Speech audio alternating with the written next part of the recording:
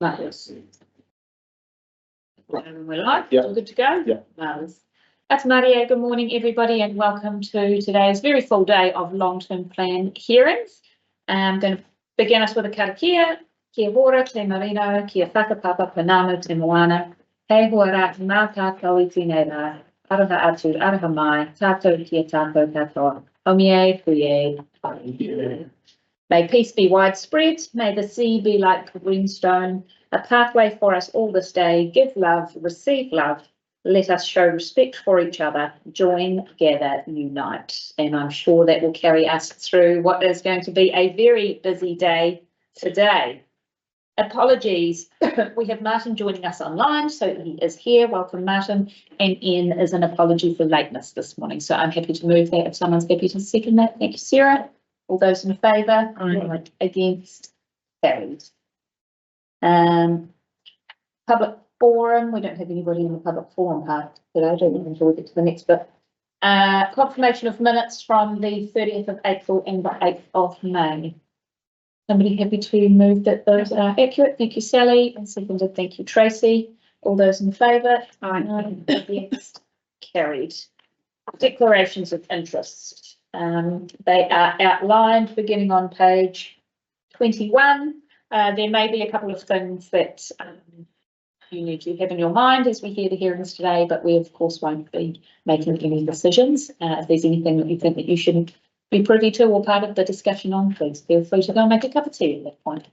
Other than that, I think we are ready to kick into the long-term plan hearings, and hopefully Janice is able to join us with the Ranfurly folk, which was a bit far for them to drive in person.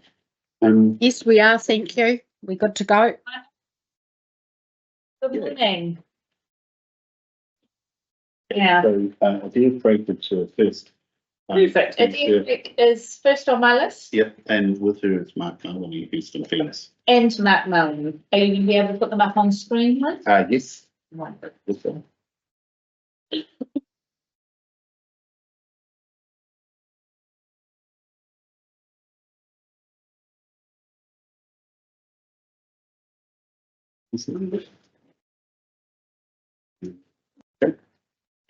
Good morning. Hopefully you can hear us and we can hear you.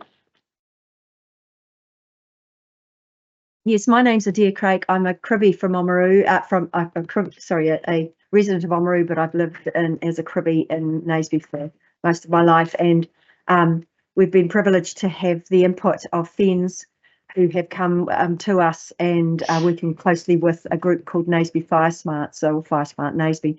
And I'm just going to hand it over to Mark because they have provided a submission for us. Thank you. Yeah, hello everyone. Can you hear me? Yes, we can. Thanks. Oh, great. So would you like me, is this now the appropriate time for me just to quickly talk about wildfire? Yes, please. Yep. All right, great. Yeah, look, so my name's Mark Maloney. I'm a risk reduction advisor with Fire and Emergency New Zealand. Part of our mandate is to work with communities where we see a heightened risk from wildfire. We've got the driest landscape in New Zealand and Central Otago. So naturally, we're going to see communities that are at risk. And look, Naseby's one of them. Another one in your area is Queensbury. There's a development that's happening over in Bendigo, and we've had an opportunity there to work with a developer on mitigation around wildfire. So really keen to engage with councils in particular, especially in those early stages of planning for communities, so that people don't wake up one day after having built their house to discover that they actually have built either in or planted vegetation that poses a risk should a fire ever start. So yeah, for us, this is an opportunity to kind of introduce this to councils. I know that Queenstown Lakes District Council has been fairly active with recognising fire as a natural hazard and getting us involved in developments, even down to individual housing levels, where they, through that resource consent process. You know, I think looking to the future, we don't know what the climate's going to do, but science suggests it's going to get drier, which will be a pretty extraordinary thing for Central Otago. I mean, the saving grace for us here in New Zealand is the relatively lack of naturally occurring fires. You know, we do see some lightning strikes that cause fires, but predominantly here in New Zealand, those storms come with rain. So those fires typically don't turn into much, whereas in many other parts of the world, that's a major issue for them. So we're a little bit lucky in that regards, but we certainly have plenty of people out there that are quite happy to do things that start fires that become a problem. So yeah, from, you know, where to in this particular forum, I don't know really. I'm not an expert in any shape or form around what this is all about, but no, I think what we're asking for, and particularly where we're working with communities such as Fire Smart Naseby, is good engagement from councils with both those community groups and ourselves, both kind of short-term, medium and long-term planning around wildfire management, and that's management right across the board, both when a person's, well, obviously we've got communities like Naseby that are already built, so it's a little bit more problematic how we manage that there, but certainly in areas where that building hasn't occurred, it's consideration of defendable spaces around those communities, but also the building materials that they're using and how they design their houses. You know, and ideally, our organisation is quite keen to contribute where we can, providing advice and so on across all of that broad spectrum of wildfire risk. That's probably excuse me, I'm in the middle of a national incident management. I've just come away from a mock interview with the media, so, which I don't do very often. So, but you look, yeah, I think that's kind of the bulk of the message from us. Adair, is there anything from that community group that you in particular might want to comment on, or? No, I don't think so. I mean, we're gaining momentum. You know, we've got a lot of work to do. There's a lot of education. It's going to be a little bit uphill for, and this is why we're sort of trying to do the Fire Smart program in the area, which is a Canadian and overseas based program where they, you know, discuss about how far away vegetation should be, you know, mulch compared to trees of various sizes and so on. So it's getting that across and trying to convince people of the importance of not having flammable trees near your property, etc., and not just how it affects your property, it's how it affects everyone else's properties as well. So there is a lot to do and it will take some time, but we're motivated and that's the most important thing. Great, thank you, Adair and Mark. I think, as you know, it's a lot to do, but that doesn't mean that you don't start somewhere. So. Yeah. I'll just make a comment and an observation. This is quite timely as we start to move in the review of our district plan and the rural chapters in particular. I think this fits right into that. So there's a roadshow going around at the moment, and I think the Maniototo is not far away from being on that list in the next week or so. I think a good chance to engage this group to engage with that, to bring it to the council's attention for inclusion in that district plan process, because that's where it can start. And you know, we can the council could through that process make sure that there's appropriate rules in place that say don't plant this sort of tree here, that sort of tree there, defendable spaces, all those sort of things. So I think it's quite timely and it's a good chance to get that conversation going. So, If we could get some feedback on when that's on, please, that would be good. Yeah. Hi, just one question in relation to the Fire Smart program. Has that been rolled out in New Zealand anywhere else? It's we have a New Zealand version of that. So we're basically, much of the risk reduction advice that we provide has come from overseas. And we've worked with a number of communities across Otago, Mount Iron, Queenstown Red Zone. So those, and there's a few out on coastal Otago as well. I mean, obviously, I don't see a lot of this happening on the West Coast. And even into Southland, there's probably not a lot of need for it. So it is very much climate driven. And it's just unfortunate that Central Otago is one of the driest climates in New Zealand. So there is a need for it here. Great, thanks very much. Ben's created a video for us for Naseby. It's specifically for Naseby to provide education. So I might send that to someone, maybe Janice or Wayne, if I can send that on to you, and then you can distribute that to councillors, because it's very, very, very good. That would be wonderful. Thank you. I could send you that FireSmart documentation if there's any interest there as well. Yeah, we'd probably be interested in having a look. Thanks, Mark. Thank you.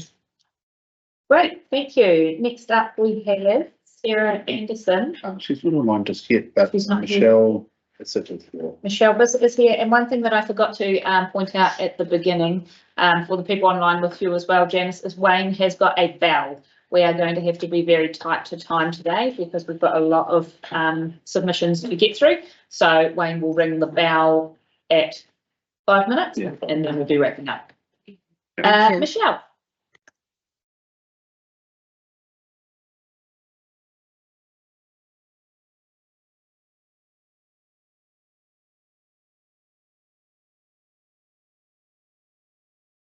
You're on mute. You might be on mute there, Michelle. No? She's off mute now. Okay, we can't hear anything.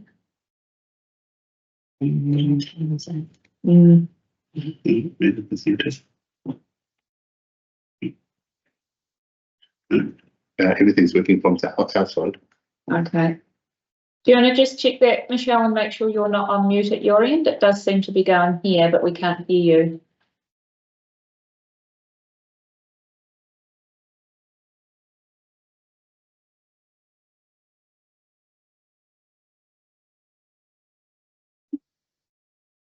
We move on to Harriet and see if Harriet choppers from Federated Farmers. Then we could move to her and then we'll come back. We're going to pause you momentarily, Michelle, and see if we can fix that.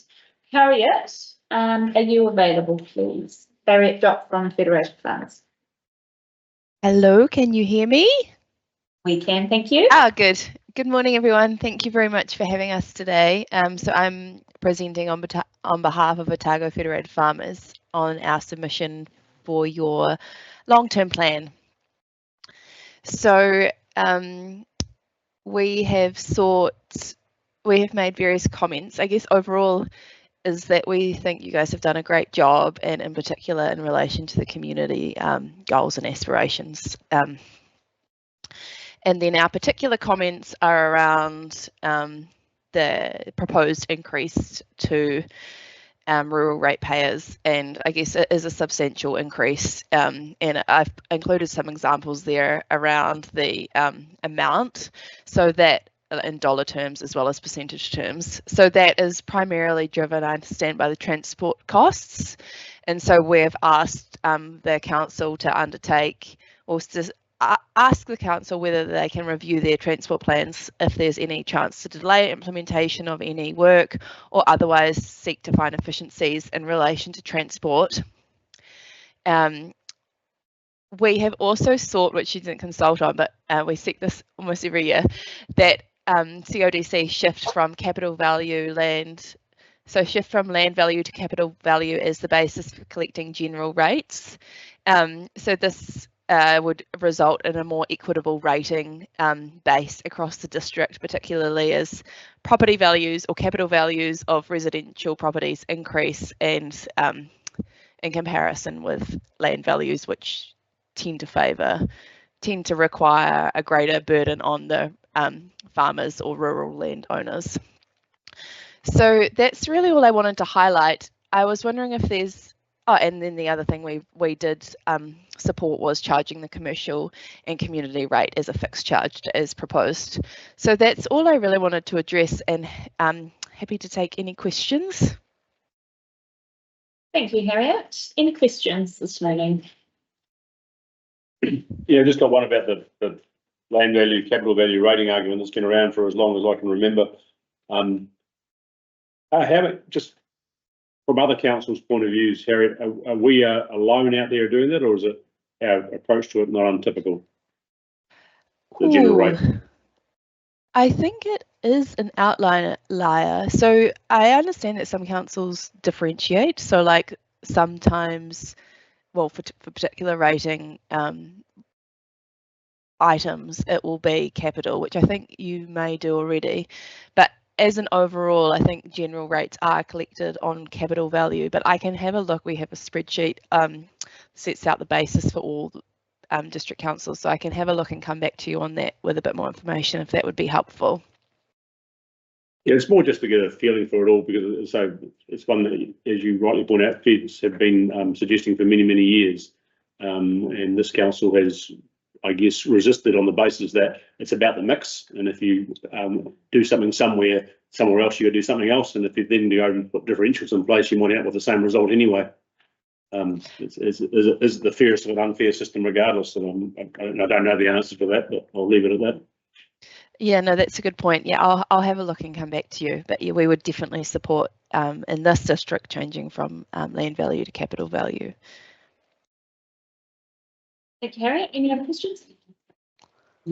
Wonderful, much appreciated. Thank you very much. Thanks, Kelly, for going away. Nothing for you, just to see whether you can send off and turn back on again. However, Dave Brady is standing by with Janet. Okay, perfect. We will move then, please, to Dave Brady. Good morning. My name is Dave Brady and I'm here to represent Naseby Vision Incorporated. Naseby Vision is a community development organisation with 346 members representing residents, holidaymakers, homeowners, businesses, farmers and people who generally love Naseby. I'm here to speak about the community assets divestment proposal, which Naseby Vision would like to see rejected. We believe that this proposal would have a detrimental effect on the communities that these buildings are supposed to serve. While some communities may wish to pick up their buildings, Naseby Vision firmly believes that council ownership and operation remains the best and most viable choice for the Naseby Town Hall and the Naseby General Store. While there may be some additional benefits from having stronger community input into the booking and operations of these venues, most communities are not set up to run community infrastructure assets. We are concerned the proposal of divestment of community-owned halls and other buildings is perhaps a knee-jerk reaction to budget problems. These problems may be real, but they are not new, and council should have well seen them coming before this long-term planning round. In the consultation document, we did not see any references to cultural, social or environmental impacts of such divestment. We understand that council would need to consider all four of the wellbeings when making such a decision. The Naseby town itself is a holiday destination and there are a lot of holidaymakers and visitors that come to Naseby to experience excuse me, the quaint historical charm and the feel of the Naseby township. These tourism activities provide jobs and income to businesses.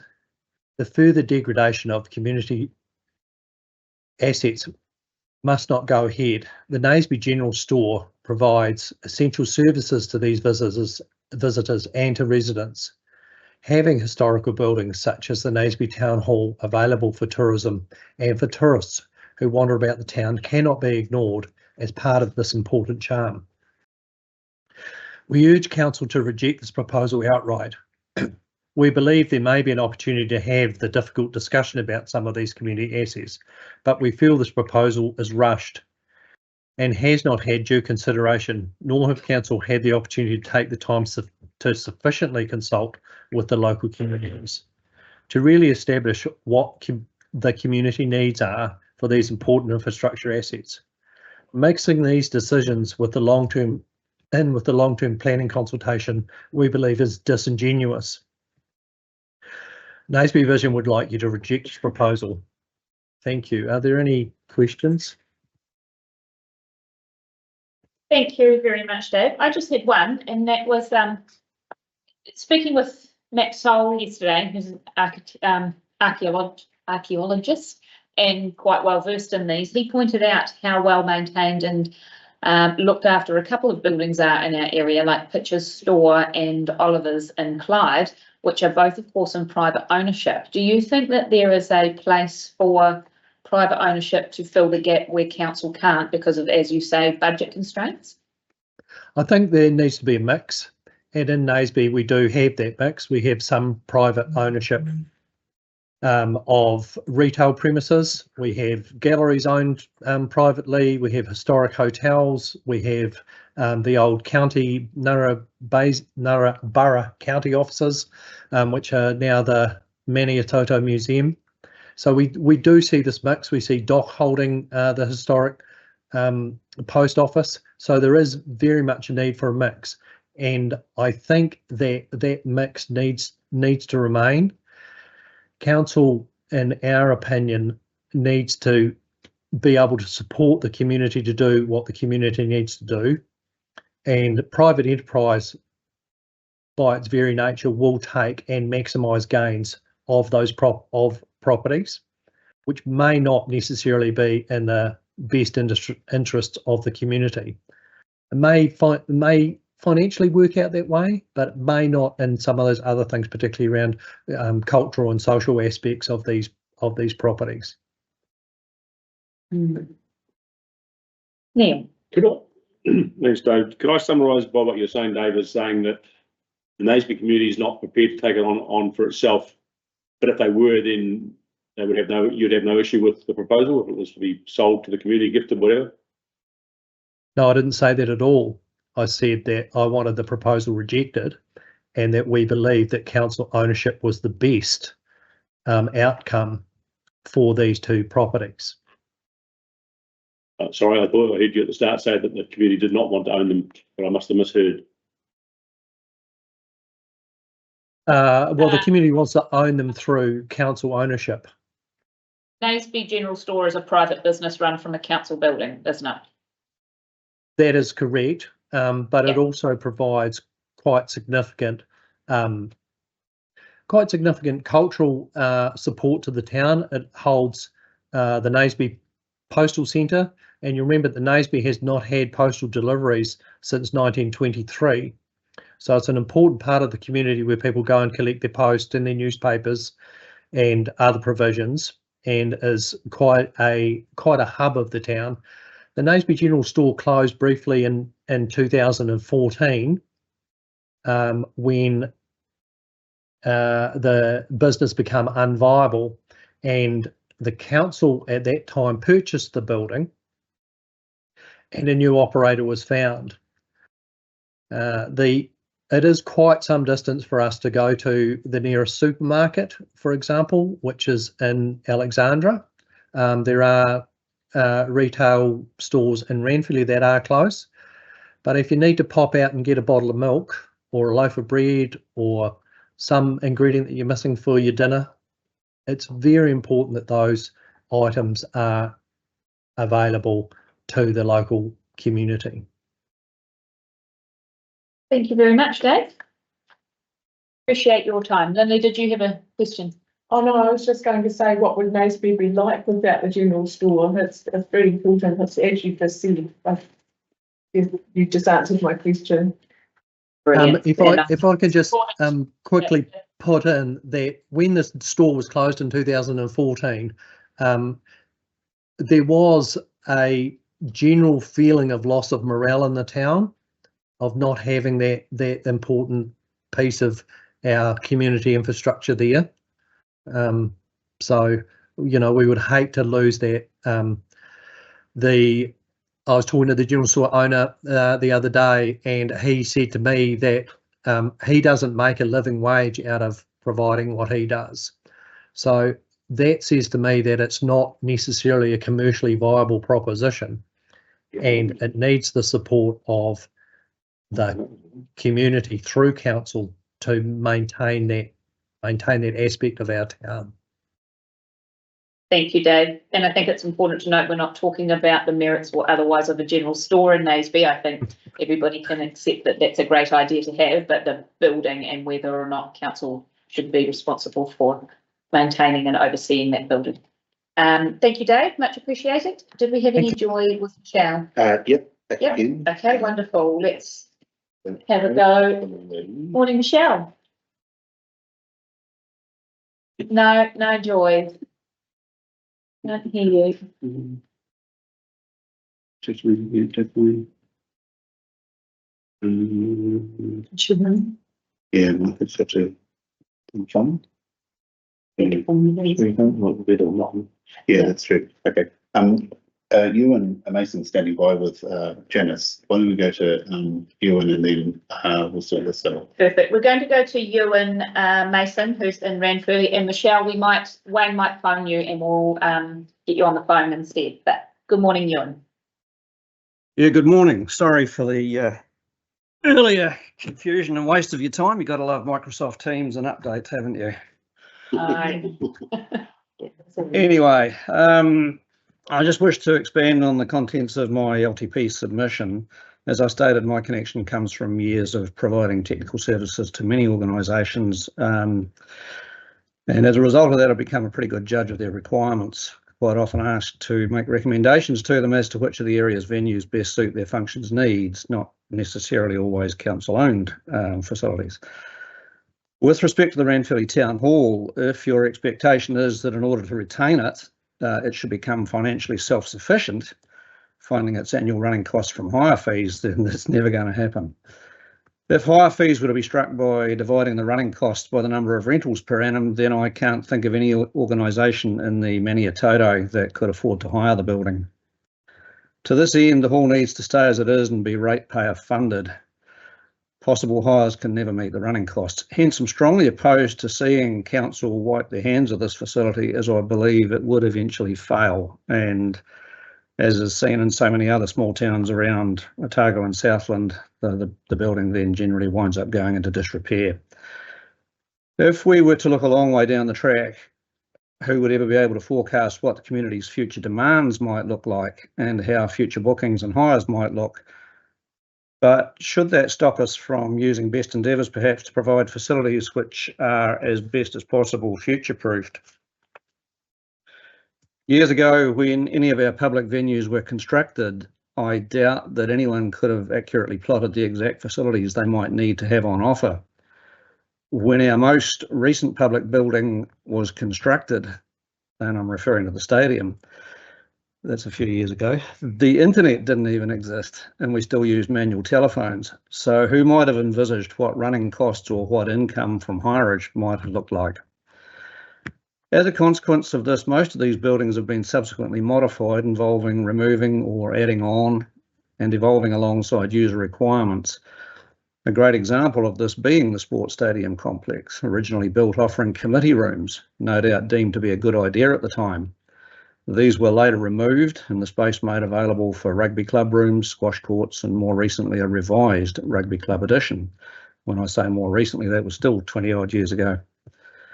Since its initial construction, the Ranfurly Town Hall has also undergone change through several alterations and renovations, arriving at its current form, offering its users what they need. Appreciating that it's still a multi-purpose venue, the Ranfurly Musical and Dramatic Society, since renamed the Ranfurly Theatre Group, saw fit to commit a large sum of money towards extending the stage, upgrading fixtures and fittings, and providing an installed theatre lighting system, both for their own use and the use of others who hire the venue. This, as it happens, makes the facilities this building offers somewhat unique among other venues across central Otago, certainly for an area of this size. If you take out the Centennial Hall in Alexandra, the Memorial Hall, isn't it? The facilities that Ranfurly Hall has actually outweigh many, many other halls around, or halls of its size around the rest of the patch. So I guess the conundrum is that we're all boundaried by two extremes. At one end of the scale, you can have everything you want so long as you're happy to pay for it within the rates.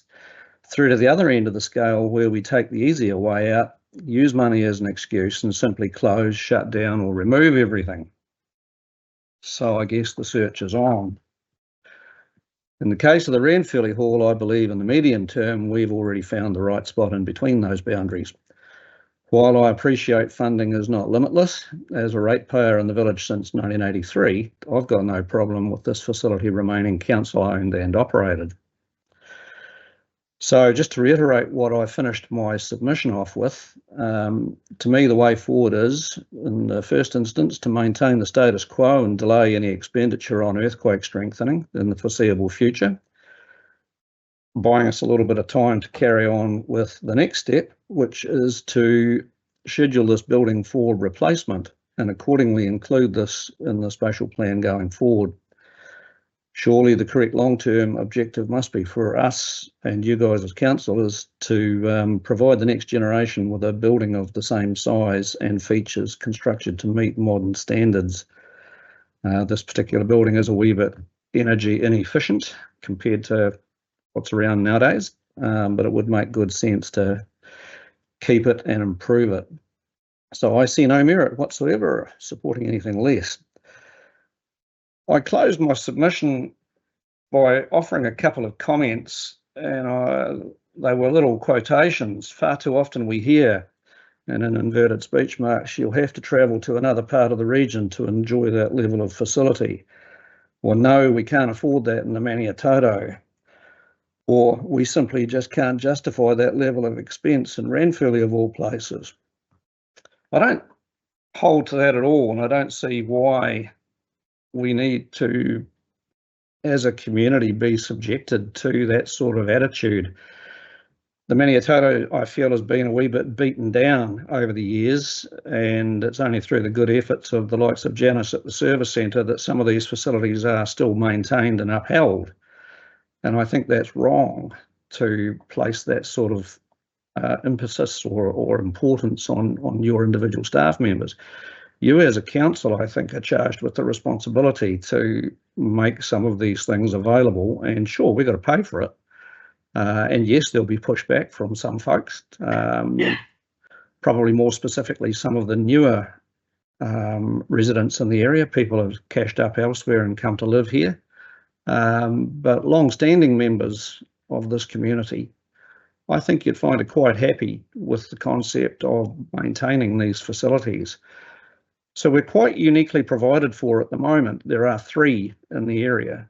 There's the rugby club rooms themselves down at the stadium, the Ranfurly Hall, and then the stadium itself, offering 3 levels of audience capacity and 3 sets of facilities specific to certain functions.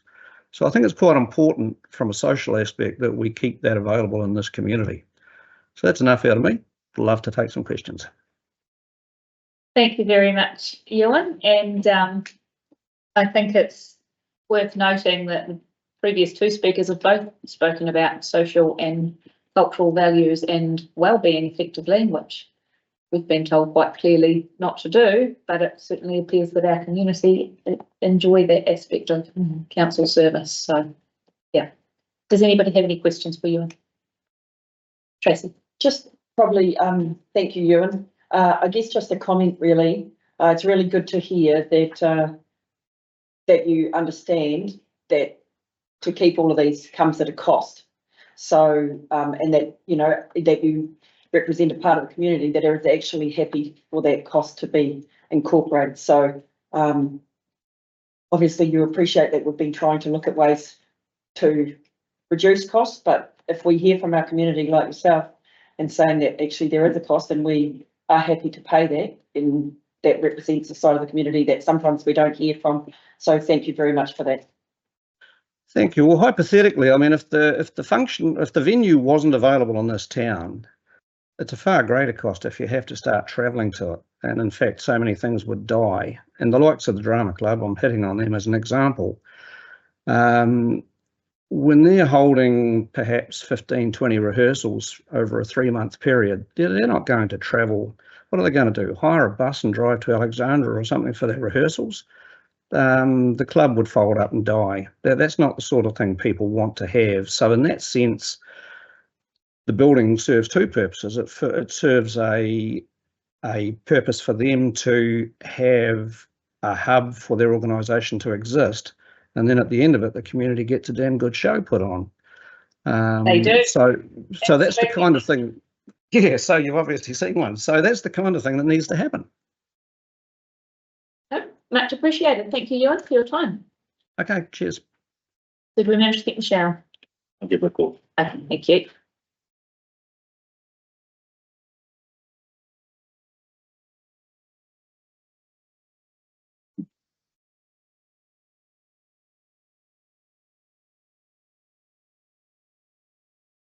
Hi, Wayne here from the council. Shall I put you on speakerphone? Council, thanks. Can you hear us okay?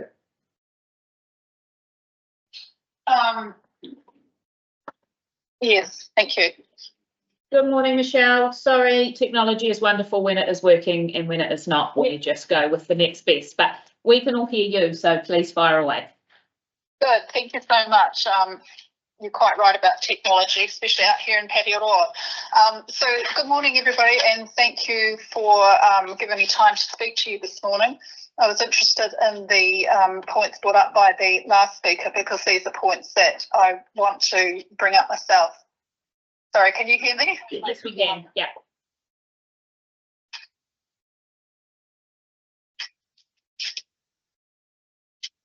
Okay, thank you.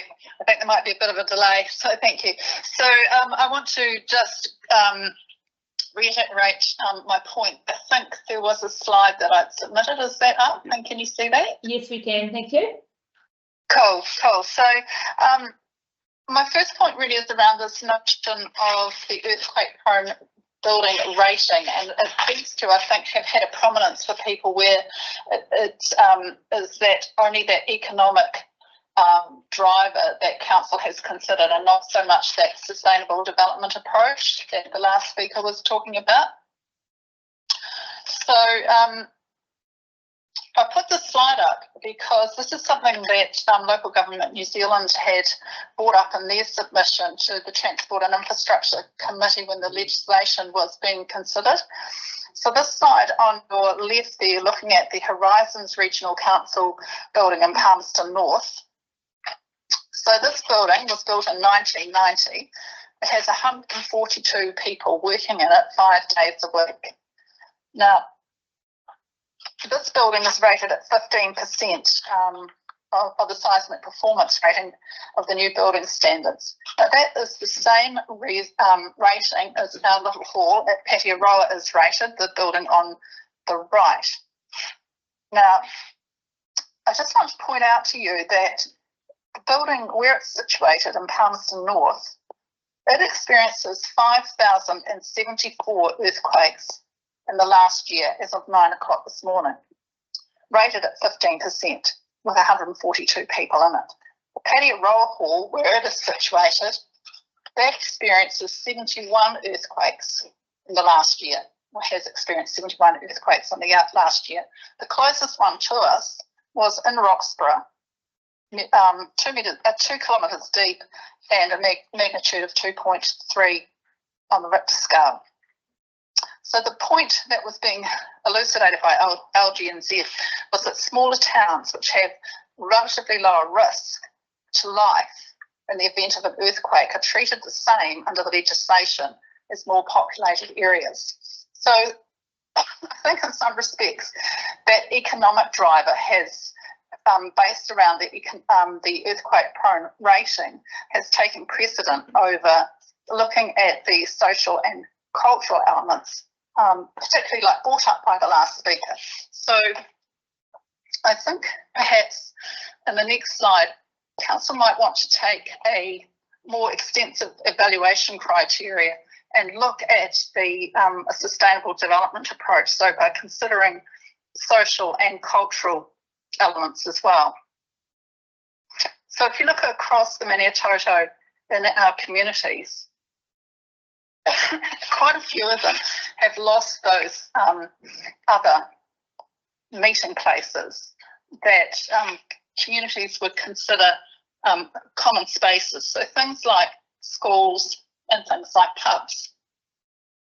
Some communities have lost their schools, some have lost their pubs, and some, like Patearoa, which doesn't have its school and whose pub is on the market, are down to having no common meeting spaces. And that's why the hall becomes an important part of the fabric of the community.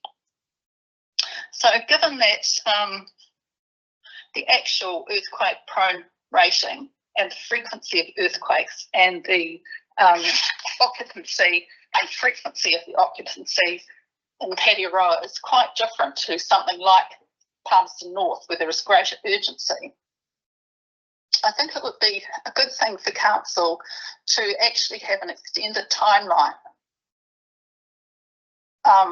in which to allow communities to consider what is going to happen to their halls and to enter into an agreement, formal agreement with council about how that might happen. So, for instance, by way of a memorandum of understanding.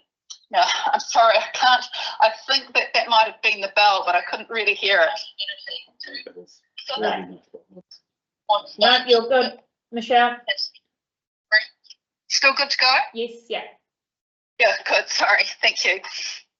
Okay, so I think that if a broader approach was taken, so looking at what other buildings are in communities now that can be utilised, I think that would actually serve council better than taking that very blunt, economic only approach.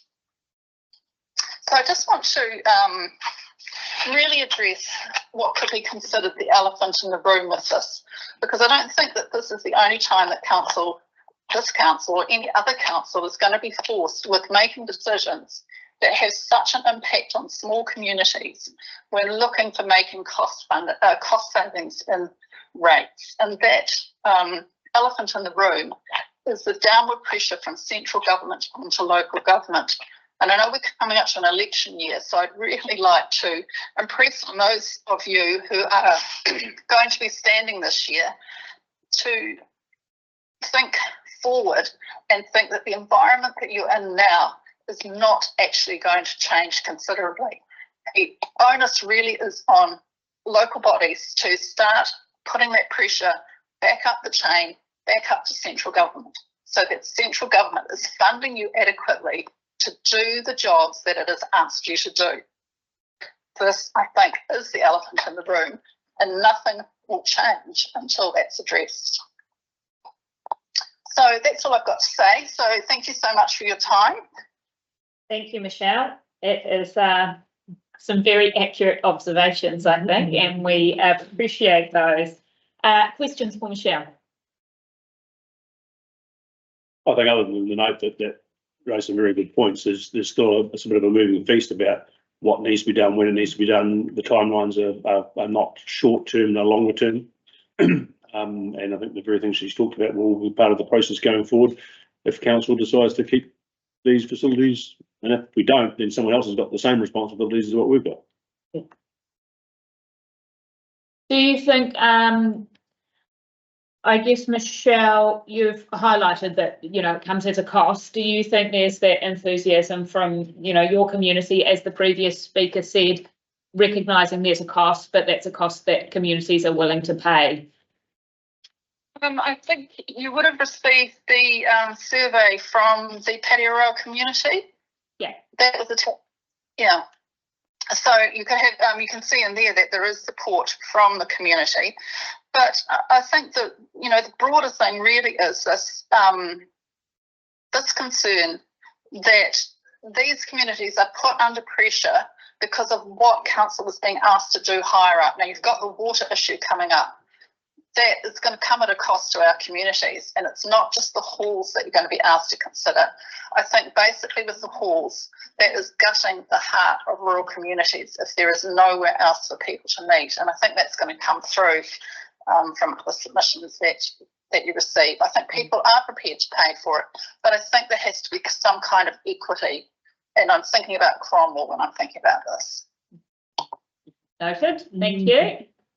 Wonderful. Hey, thank you very much for your time, Michelle. I'm pleased we were able to hear from you eventually. Yeah, that's great. Thank you so much. Thank you. Good submission. Right, where are we at, Billy? What about if we just name one of the rooms that Patty Roll and leave it down at the top? I don't know that that's going to fly. Is there anybody else from Sarah? Amy Tom's not there? No. It's not. It's it. Okay. Where? Well,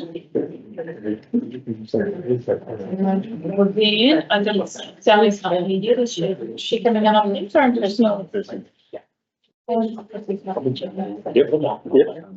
It's in work experience. And that's good.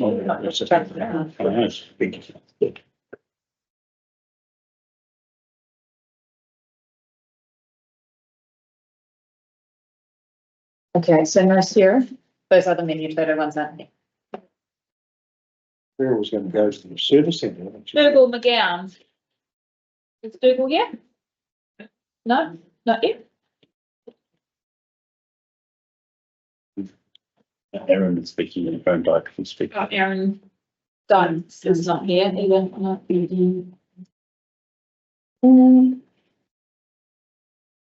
so now we're on to the next.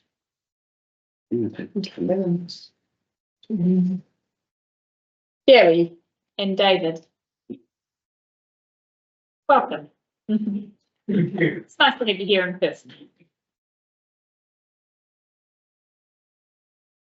Good morning, everybody. My name's David Hurd. I'm an Oakland resident and ratepayer, and I've been asked to speak to you this morning on behalf of the Oakland Welfare Committee in support of the submissions that you've received. The Oakland Welfare Committee's submissions are on behalf of the Oakland community. We had a packed public meeting. We're confident that we represent the views of the people of Oakland. I've got with me this morning Gary Price, who's the chair of the Welfare Committee. Now, we've sent into you some pretty detailed submissions, which I hope you've read. If you haven't already, you'll have a chance to read them. I haven't got enough time to take you through them, so I'm just going to try and talk about a few of what I think are the key points. And if you'll just give me the chance to do that, and let's see where we get to. Obviously, as you will have read, the OFA community is strongly opposed to divestment of, and let's give it its right name, OFA's Peace Memorial Hall. Even the name of this hall is special, but it's not half as special as the hall is, not half as important as the hall is to the people of OFA. For over 99 years, this hall, which was paid for and built by the people of OFA, has served this community. Most of that time it's been in the legal ownership of the council or its predecessors, but that's really been a pretty joint sort of operation. If we see it, the council has been the custodian for the community. And we think that's been a great arrangement for the community and a great arrangement for the council. And we urge it continues. This is a very special building and a very special place. It's the centre of the OFA community. There are other gathering places in OFA, they're commercial places. This is real community stuff. It always has been. And it's significant, I think, that the community has shown over the years the degree to which it supports and maintains this venue. And that's never been more apparent than in the last 8 years or so. Whereas those of you who thankfully have come and had a look at it will have seen that very considerable capital works have been carried out. In monetary terms, over 330,000, but that's only the start of it, because it doesn't take account of the countless hours of voluntary labour that people locals spent making sure that this work was done and done within the monies available. Council contributed to that, which we're grateful for, but the council contribution is only about 10%. So 90% of this was actually secured by the people of Ophir. And it was secured by a variety of sources, including central government. At least some of them came the other way this time, more than 200,000. Community donations, community groups, and we got on and got the job done. And what a job it is, and what a venue we've ended up with. Because now what we've got, and you'll see it in the costing figures, which I'll come back to in a moment or two, that the council has produced. Capital expenditure for this building for the next 10 years is under 20,000. Why? Because it's all been done. Apart from earthquake strengthening, which I'll also come to, it's all been done at minimal cost to the council. But it's more than that. What it's meant is we now have a hall which is absolutely usable. It can actually be used in the winters in Ophir. And it is being used in the winters in Ophir. And it's being used more now than it has been in decades. So it's an interesting example, that sort of counterintuitive illustration of part of small town New Zealand, which is actually going the other direction. Public facility, which has never been used as much as it is now. So with that in mind, then if we look at what the council's rationale for is for recommending divestment, two things were mentioned: low use, high cost. We reject both. It's not a case of low use. I've just told you about the use. Last year there were more than 80 bookings for the school. Or obviously the myriad of community activities, but other things too, like live music performances. This is a venue that out of town and notable entertainers come to, and they wouldn't otherwise come to Central Otago. And if you don't believe that, just look at the testimonials on pages 10 to 12 of our submissions, where they tell you just that. So it's a very special place, and it's also, of course, operating for films every month. So it's a real community hub. That's what it ought to be, and that's what we'd like it to continue as. In terms of cost, we have a few problems with the council's costs figures here. First of all, in terms of operating costs, historically, You're on your 5 minutes, so if you could wrap up with your last point, please, that would be wonderful. All right. Well, with costs, let me tell you that depreciation is the elephant in the room that's blown those sky high. So we're actually being charged depreciation on the work that the community did recently. And the forward depreciation costs include the future earthquake strengthening costs.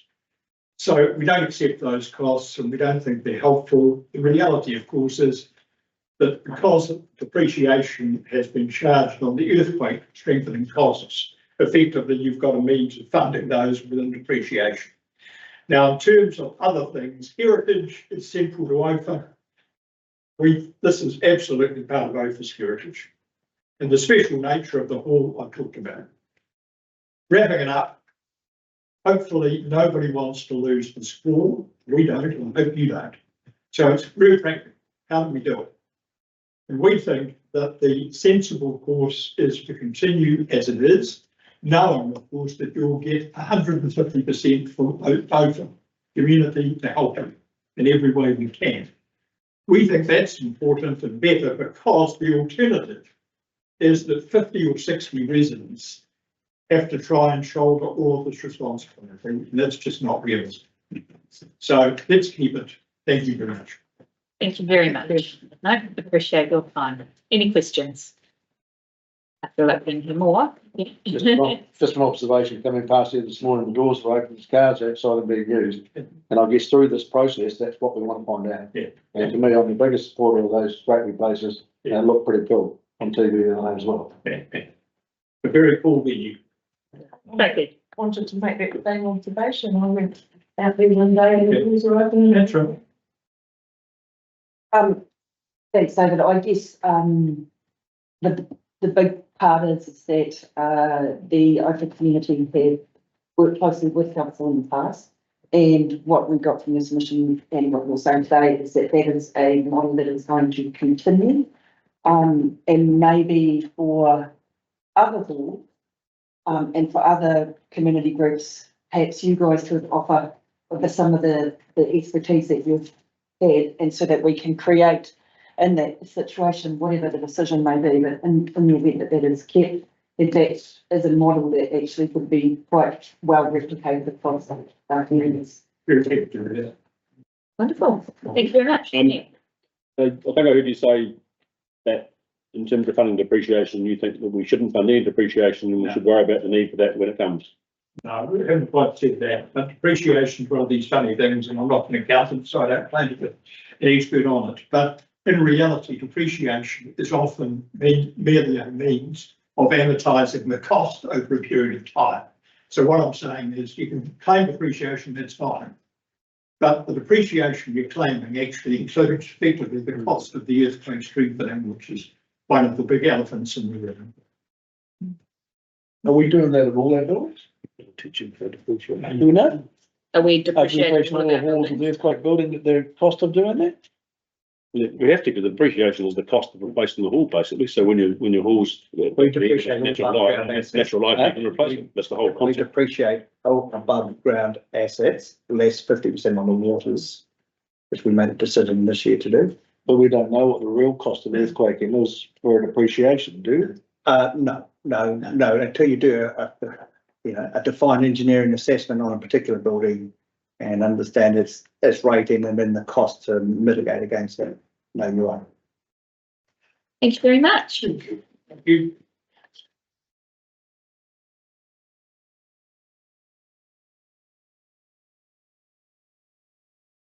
Right, if we move, Sally, Malay.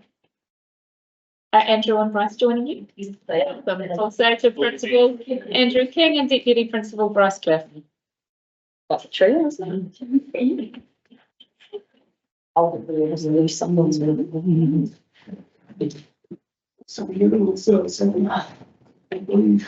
Rose.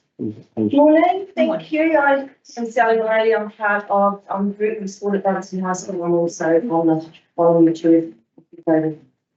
I've brought the two women with me, Andrew King, who is the principal at Davidson High School, and Bryce Clapham, who is the deputy principal, teacher in charge of Poppy, and is also the secretary. So firstly, I would like to say thank you for putting this project into the long-term plan. I think it's very exciting for our whole community, probably our whole eastern side of our community, looking at Minutato, Tele Valley as well. Giving us, particularly I'm looking probably at the children, a facility, a great facility where they can use, and it shows that we actually are investing in them and that we are backing them. Saving travel for the parents up to Cromwell, that like particularly Minutato and Tibia, that they can just come to Alexandra, and really any questions I think on the project that you councillors or any of us free. I had one. I just wondered, Andrew, if you had any comments to make on the pros or cons or otherwise of community facilities being on Ministry of Education land. This is not something that we've done lots before in this area, and you had a comment to make. Yeah, I mean, coming from England, they're very common. I think it's an easy way to access land. For us, it's a change of use. So we've got the existing tennis courts on that site, so we're just basically flipping that over into a multi-surface, more adaptable space for us.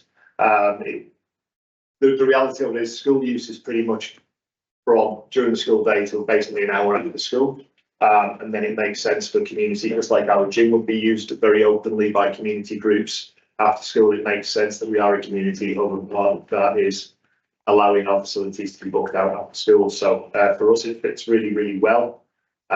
We want to encourage students to have lifelong physical activity. We want to grow the volunteering and coaching space as well. And the travel down to Cromwell to be a kid's unlikely to travel all the way to Cromwell to be a referee for a game, but if they just have to come down the road, they are. And I think, you know, one of the strengths of the rural community is people stepping up, but we need the next generation to kind of fill those voids that will be left when some of our older standing volunteers move on. So from the school's perspective, you know, the board are committed to try and make it work. You know, the MOE are on board with it as a concept. They've done it in other places. So yeah, just got to also tick the boxes and go along.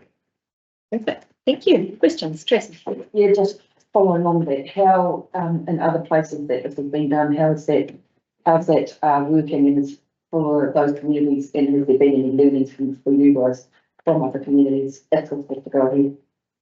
Yes, well, I know the King's model probably the best, where the turf has been put down at King's High School in Dunedin.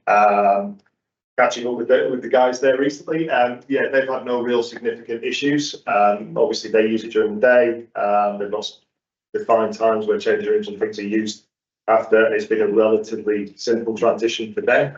They've ended up with a great facility for their students, and the community have ended up with a better. So it's been a bit of a win-win for both of them.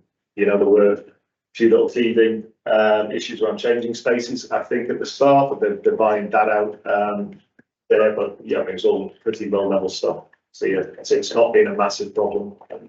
The Kings is the one I know best just from underneath that. St. Bede's is another example. I can talk to previously cousin Waikato at a new build school there, quite a large indoor complex, which was public-private partnership with the school.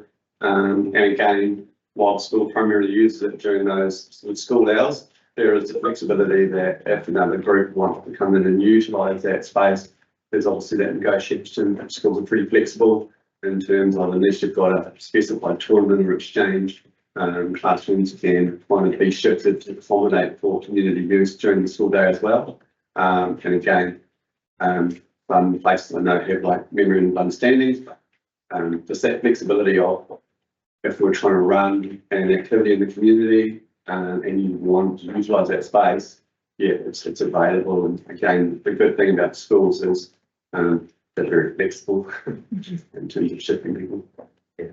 Other level of participation in sport growing, there's been a lot of work with Sports Otago, who would be in our region for all different sports, and we obviously now have a million more. We have winter sports, so are the summer more sports groups that are prepared to use it to the numbers static or growing, or how do they look within Dunstan, for example? I'd say they're growing, and I know that we did an audit on our students participating in sport. I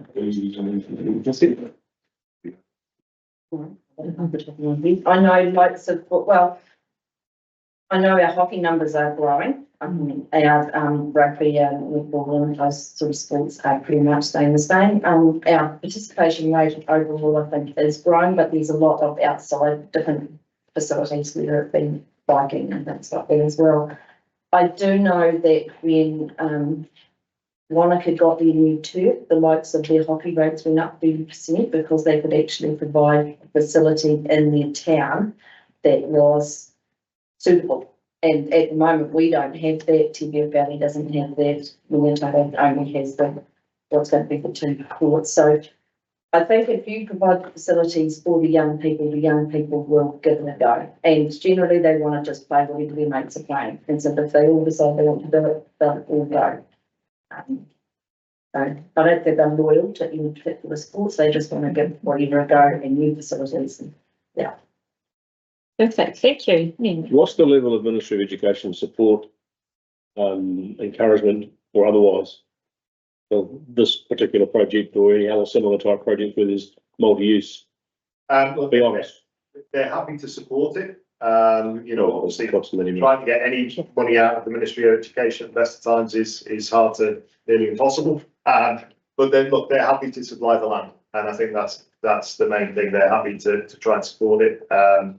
They need to be aware that, you know, it has to get the tick off in terms of not becoming a massive financial risk to the school in the long term. So that has to go through the auditing team. We think that we managed that well, and at the moment they're happy with it. But yeah, I think it's something that the Ministry of Ware is having to happen more and more as land becomes more and more expensive. It is, schools are there with lots of land that is accessible, and this sort of community use facility backing onto Molyneux Stadium does make a lot of sense logistically.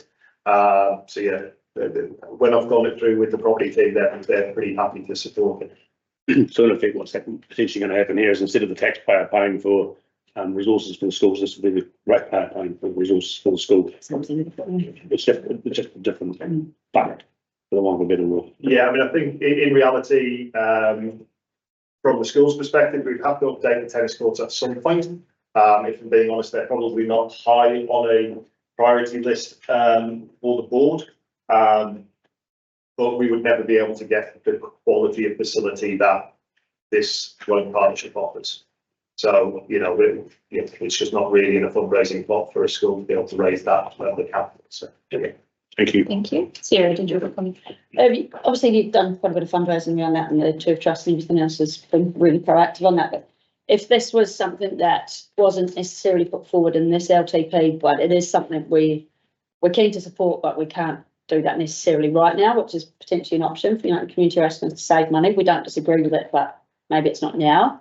Where does that put you in terms of the funding you've got and the path that you're on? Is that sideline projects altogether? Does it, have you thought that through? I don't think it was sideline the project, but it was definitely delay it again, and it'll be a long time in coming with that. And I think it is, well, we need it. I do believe that we are short of such facilities.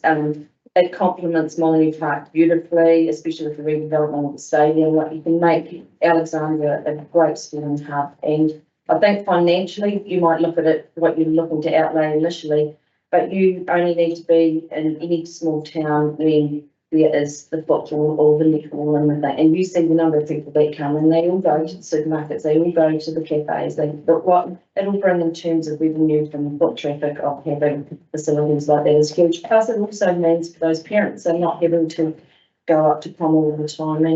And for those primary school kids in the Minnetonka, they've got an hour and a half to go and play a game of hockey while the parents just go, actually, no. Or we'll send them to boarding school. So it may be a case of actually it's staying in central because the facilities are actually here now. We don't have to send them down to Dunedin. So if you I think it'd be a long term. I think if you decided no, it's not in the. I think it would be a short way of looking at it. So long term benefits. So if we can only, if our community tells us yes, but pick one, and the money, so they're looking at a similar. But well, this isn't similar. But in terms of that, giving kids somewhere to go as a stopgap before that, does that address any of the issues you're looking at with yours? I mean, obviously travel, I'm lucky I'm in Cromwell, but I have kids come and play for a team that we have in Cromwell that travel an hour and a half and run fully each way. So I completely understand that. But going the other way, is there any way that we can facilitate that in another town other than Alex, or is that? well, I think having Manitoba, obviously, it does address an issue that they was there, and it's a growing space, and it's great to see that it is growing up there. I think by prioritising the one in Alexandra, it is more central to Tibet Valley. It will pick up some of the overflow from Cromwell. And again, I know that I'd love to sit here and tell you that I'd like you to build a hockey turf. We're realistic that it needs to be a multi-purpose sporting space for our futsal players. We've got a lot of, and you just notice it with the Alexandra Football Club moving down to Pioneer Park. The quality of football is growing in that space, and so to provide a futsal space that they can use year round as well. Having lights means that they can train at night, so it's just opens it up to a bigger demographic. Whereas I think with the Manitoba, while they are a growing space, it's still a small space. And I think by building or prioritising the one in Alexandra, it's more central, and therefore you'll be catering for a bigger sort of demographic of participants and opportunity. We're going to Different one than Manitoba is only a part two, and I've already got that. Yeah. anyway, so just to be Just like serious, doing it, but- we were big. Yeah, in terms of that, getting kids to practice and travel and everything else, and anything is. Thank you. We really appreciate your time. I know it's a busy day, so much appreciated. Thank you. We are now going to move to Peter Heron, who we've got online from the Maniatoto. Wayne, can I please have if people haven't used their whole 5 minutes to speak, can I please have a 5-minute bell? Otherwise, I'm worried that we are going to get substantially far behind. Thank you. Okay, good morning, everybody. Can you hear me? Yes, we can, thank you. Okay, I'm speaking on behalf of the Centennial Milk Bar in Ranfurly. We were surprised to see us on the divestment plan for Central Otago District. We've got 4,000 visitors a year or so, and the museum actually gives the flavour to Maniatoto, the Art Deco side. It promotes tourism. We promote local businesses, and we're the only place selling Art Deco specific mementos that we've designed. It's staffed by unpaid volunteers, and we often give advice to visitors, especially when the visitor centre itself is closed. Founded in 1948 was when the building opened, and that was to recognise the centennial of Central Otago. And we've got deep community links, and it's the only Art Deco museum in the Southern Hemisphere. The collection itself is donated or loaned by the Maniatoto families, and so thereby we've got an educational resource for local context. Also, our building doesn't actually have earthquake strengthening issues, so we have the potential for assured of the future to explore some other options, such as an artist in residence in our upstairs area. The site itself also houses an opportunity shop, which is good for recycling and providing community responsibility, as well as a beautician and a costume collection. In terms of funding, we have helped fundraise for the Art Deco cyclist. We helped fundraise originally for the John Turnbull sculpture and the mural on the side of the cafe. We also run quiz nights, bingo evenings, and so on to fundraise for work within the building itself. The capital expenditure side seems minimal, and the running costs are already met by the fundraising we do. And we were surprised by the amount of the cost that came up, and we believe that's depreciation. And we can all argue about depreciation, whether it's real money, but the actual museum itself is self-financing. We feel as in terms of the council community objectives, we enhance the well-being.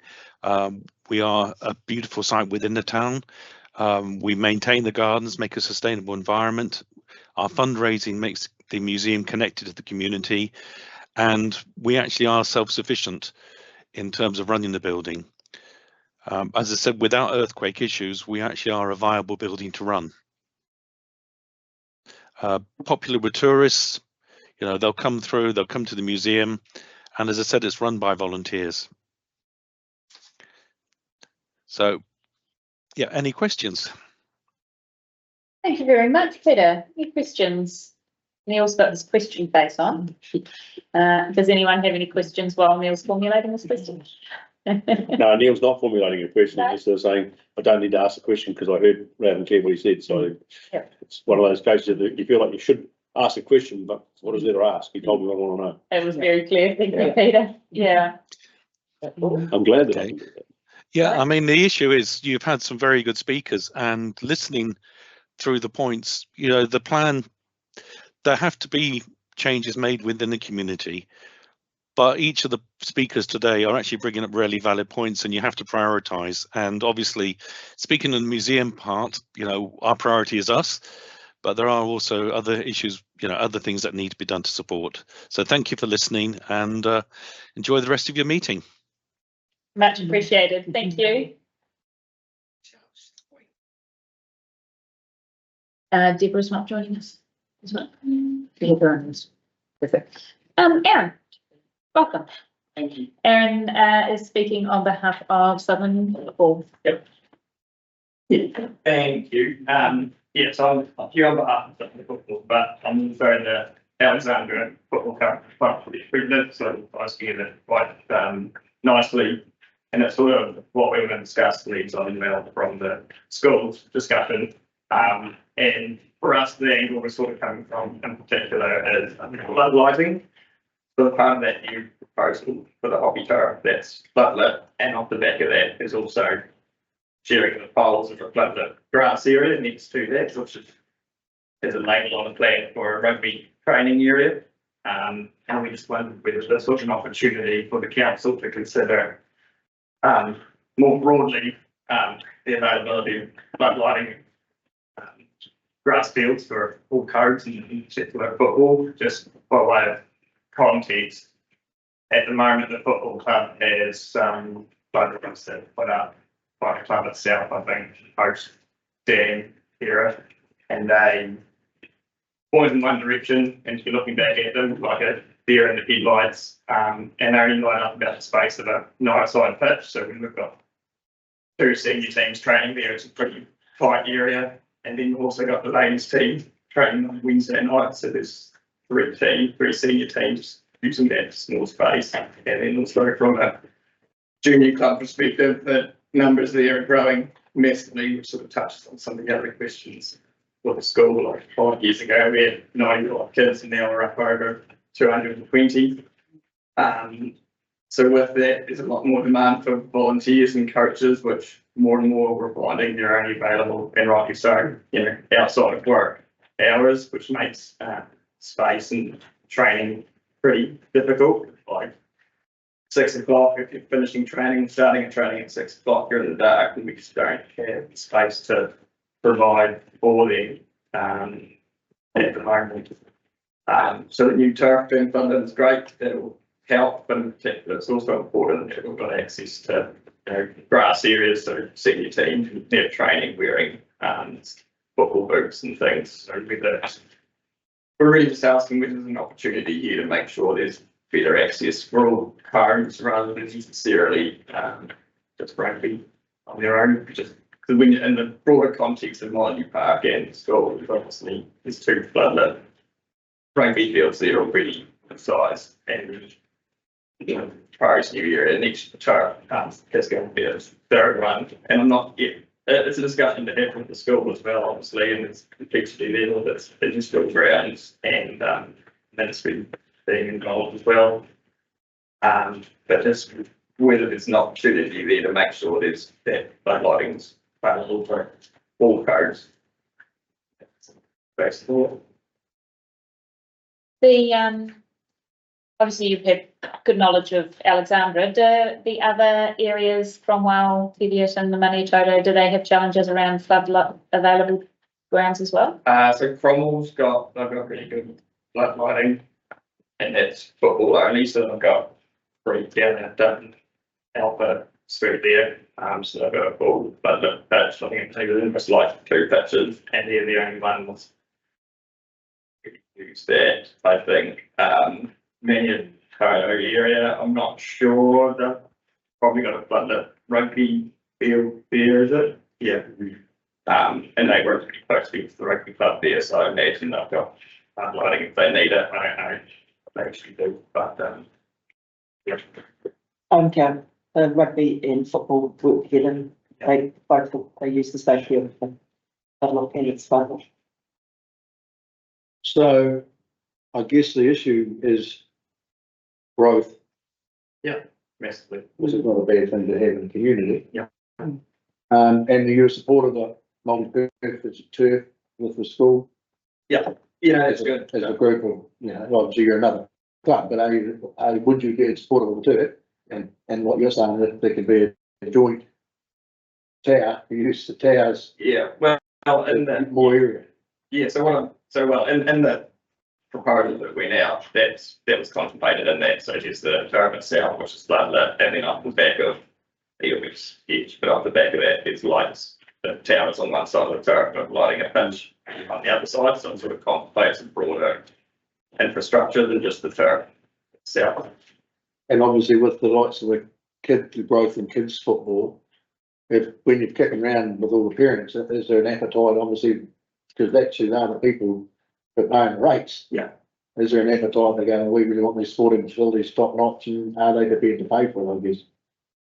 Yeah, I mean, the discussions I've had haven't been that explicit with them about whether they're happy to pay for the higher rates and whatnot, but, you know, aim to have the availability, but yeah, I think it would be, it is needed, certainly from the senior club, where, you know, we need that space, and it's just not working at the moment, you know, as well as it could be, just from the fact that the lights have got sufficient, so it's hard enough as it is, but then also the space issue. But it is certainly going to help the juniors as well, probably get more access to. But I guess the question is, you are the group. Yeah. With the hits that are probably going to be hit the biggest. Yeah. With some of the rate rises proposals that are here. Yeah. And I guess, and I don't know what the proposed $13 extra or something, wasn't it, to have the turf on the funding model? One off? Yeah. But I guess what I'm saying is, are you happy if we try to make it equitable for everyone, if we got those facilities? Yeah, yeah. Cool. Thank you very much. Really appreciate your time, Em. Rick, Crystal. Morning. I've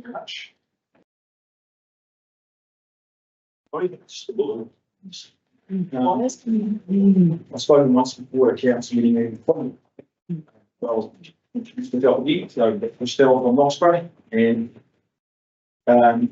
here today to support the council taking over the running of the Roxbury Port. So my comments are for myself. A lot of the comments that we make are also part of the committee, but please to state, I might put somebody here where they say something different. Generally speaking, on most of, I'm just going to cover everything.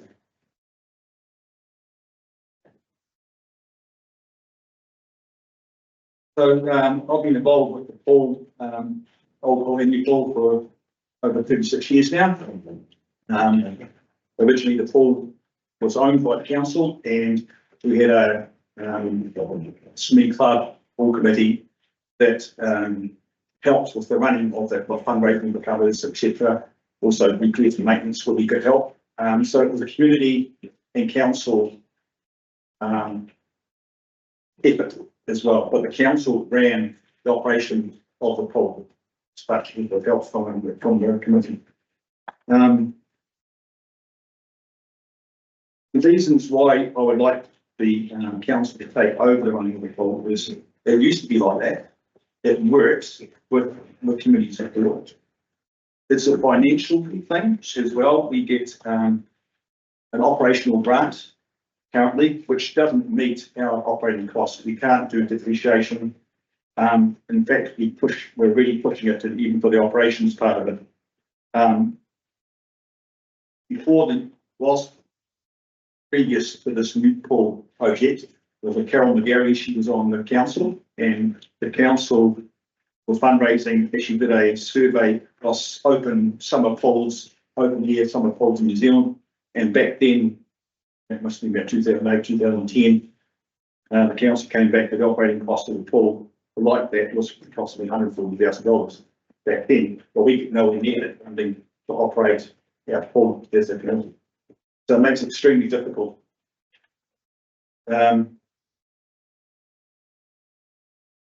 We had great trouble with the new pool, the first season, last season, and this season just finished, of you could not employ lifeguards, but this weren't available. And I know the council had issues with that as well, but we would have the additional big cost of that too, is approximately the council said, approximately 10 grand to train a lifeguard. Again, we haven't got the funds for that.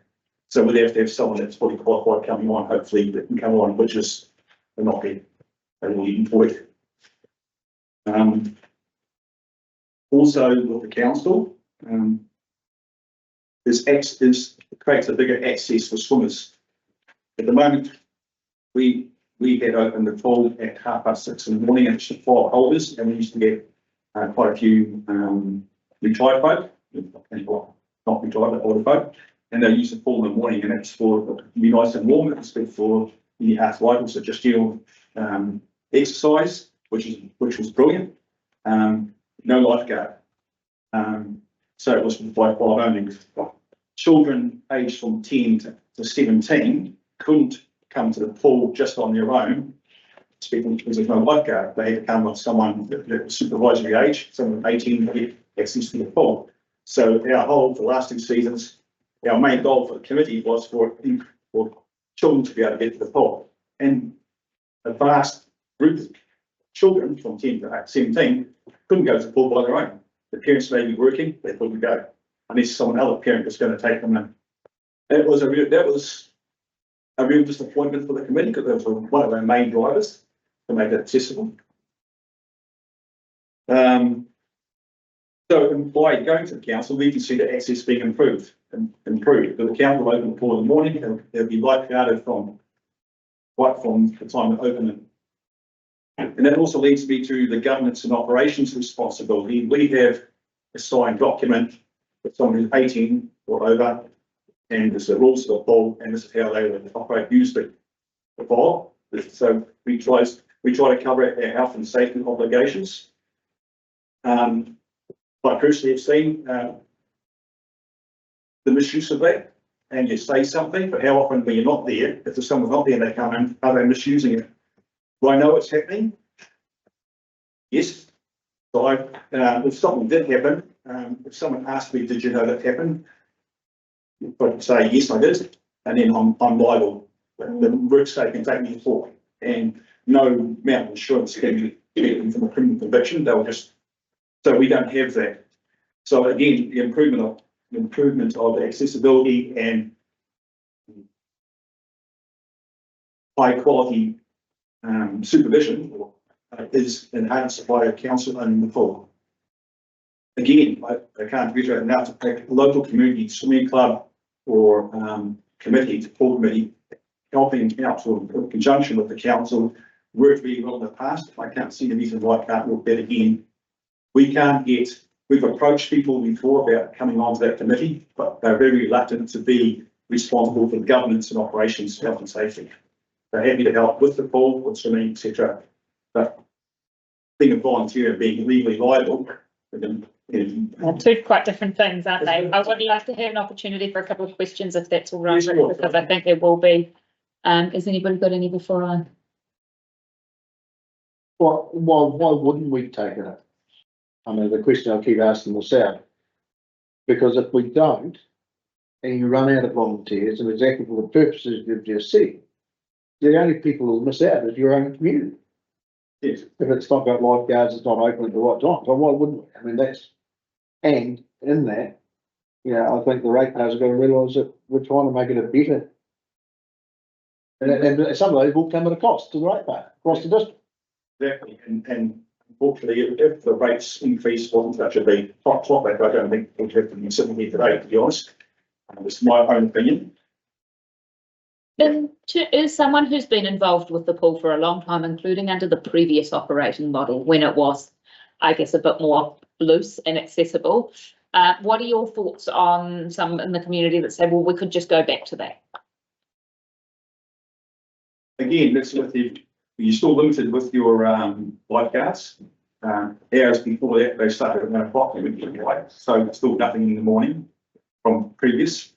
The money, the funding that we get, we can't afford to do lifeguards all day, like the whole day, and you'd have to have at least 2. Because we also in this complex now we've got the learners pool as well.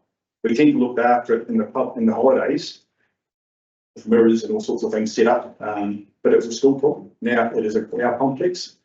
The standard of supervision and lifeguarding, lifeguarding qualification has always been reasonably high, but the responsibilities have increased.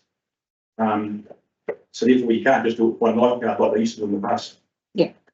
In fact, there was one there where the old pool, we had just like every year's one lifeguard, and the then aquatics manager come in. You can't operate the pool with one lifeguard because we're accepting money. Someone's got to be at the office accepting money, so therefore there's to be another lifeguard at the pool. So for a number of years, we made it free swimming, which is really cool. I wish we could do it all the time. Kids were coming in free, so we attracted them. Didn't have any money. Kids didn't have any money. They could still come in, but it means lifeguard. It was just lifeguarding, and they just come in. So yeah, so that's the restrictions we have by having that running as a council operation like they do with the other pools. They're there from opens till it shuts.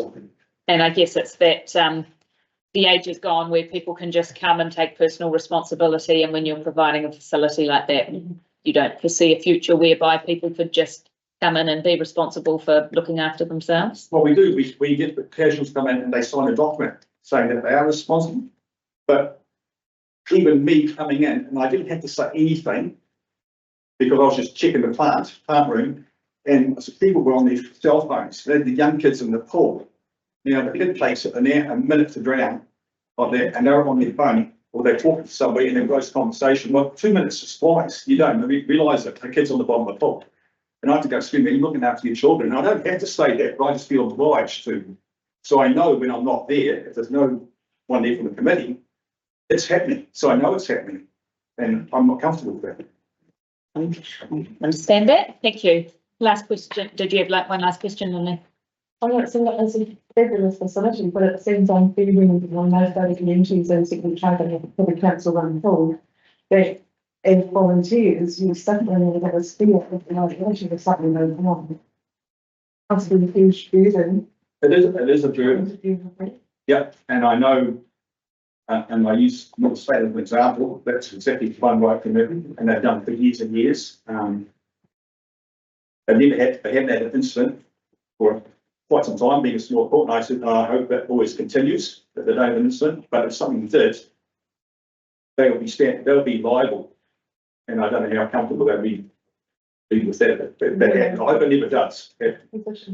So it's not a nice position, especially with some volunteers, and if the committee members saying, oh, I don't want to be on the committee anymore, it's just too much already, and there's no committee, and the current state, the pool doesn't know, you have a brand new pool in Carlo, with no one there to run. And 10 to 17-year-olds. 10 to 17-year-olds. Yes, they are. Yeah. Thank you very much, Rick. We really appreciate you coming up today. Yep. Helen Pinley. Good morning, Helen. It'll be interesting. Oh, on the other side of this. It's good to hear different opinions. Yes, it is. Anyway, I'm Helen Pinley. In like Rack, I've spent the best part of 4 decades with the Rochester Recording Committee. I was secretary up until 2023 when I chose to stand down and retire. I've got a little bit in here about the Roxburgh Pool and how it became a community facility as well, but I think Rick's covered that. And the local group that grew out of that comprised the school, the community board and members of the public. And the idea was that it would run for 2 to 3 years until the new pool was built. And actually ran for 12 years, followed by 3 years of no pool. That's how long it took. Now, what I understand Roxburgh Pool Wars Committee's motivation to divest responsibility of management to council, the cost's too high. The impact of the estimated cost of Tibet Valley's share of Central Otago pools plus the extra $250 million for Roxburgh is unacceptable and unaffordable for our mostly low-income population. So the proposition to divest came out of the blue for the public. No warning or consultation, and surprised the community and I believe the community. I understand the current committee is very concerned about the threat of personal liability if accidents happen. They've done their absolute best to mitigate that with professional health and safety policies, extensive public liability insurance cover, established user rules, clear and concise contracts with key file holders, and briefed and trained the staff and volunteers. This makes Rita Price to come to.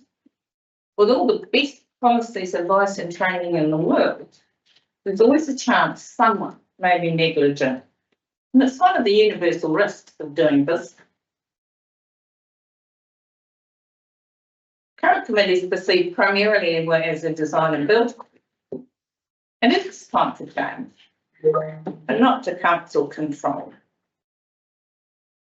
Tibet Valley does have people with the appropriate skills, willing to step up to manage the poll, and they would like a chance to try, at least for the next 3 years, when they can get looked at again.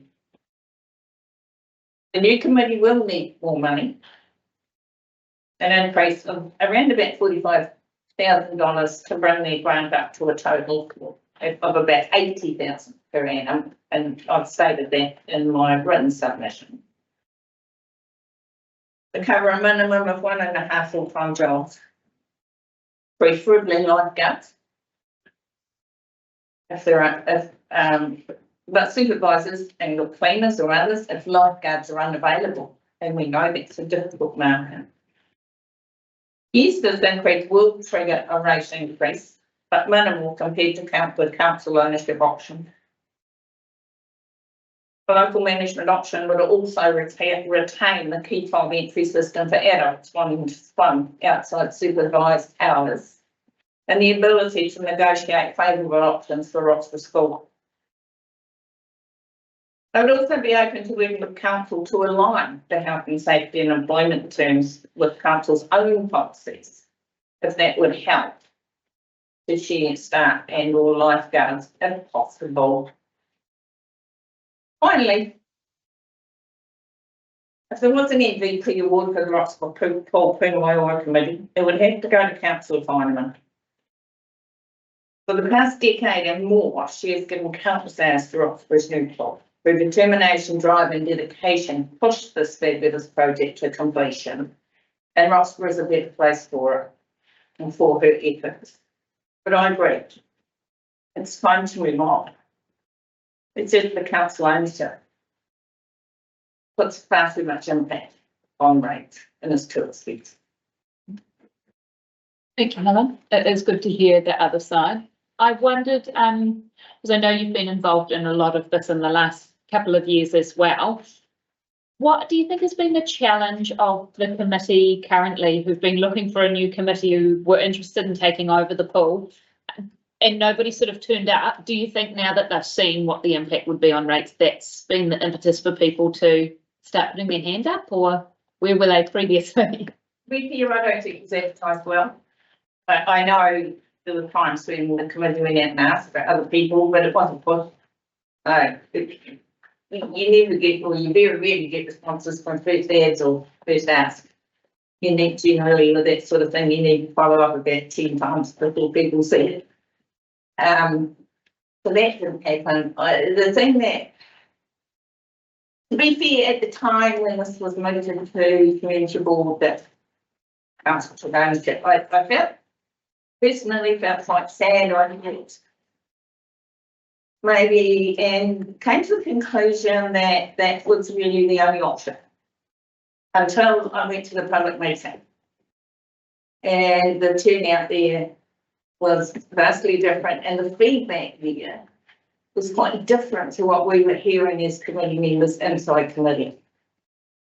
I don't want to go into detail because there is personalities involved in that, and I won't go there. But since then, and I might add that I have no intention of putting my hand up for another pool committee. I retired and I will permanently stay retired. Since then, there's been an awful lot of people who have come forward. We've run around and checked and said, well, you're serious about this, you know what the responsibilities are. And the feedback has been, yes, we wanted to go. We wanted to do it. Also, I noticed in the Tibet Bulletin, a little paper today, the Tibet Community Board has stated that they will not be supporting the proposal. So, has any of those sort of people like signed on the dotted line to say, yes, we will be interested in taking it forward, or they've just sort of given an indication at this point? No, we have followed up in the last week, ringing again and saying, are you serious about this? Because without that commitment, this can't go. The answer has been yes. Some new and some, a lot of people that are already on to me. Thank you. Stu, did you go? Yeah, I can't help feeling, is it about the money to the ratepayer? Yeah. Or is it about the council having the facility?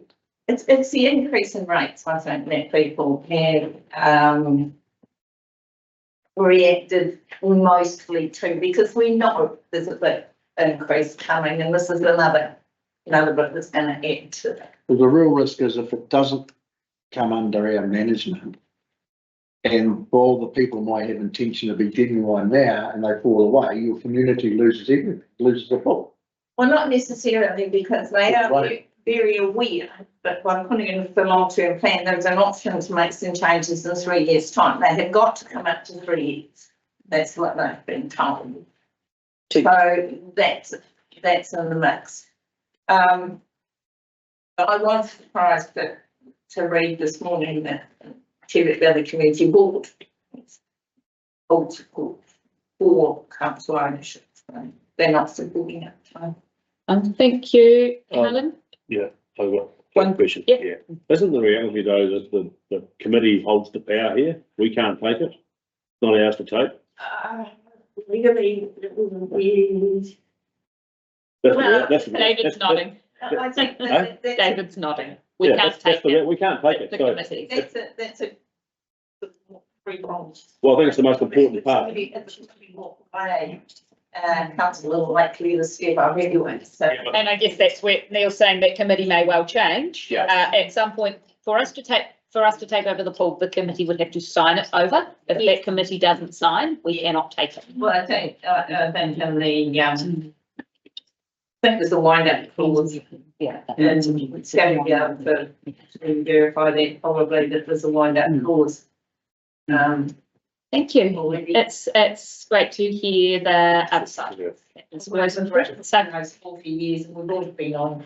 Yeah, people often give a lot, so no, very much appreciated. Thank you. Thank you. Ray,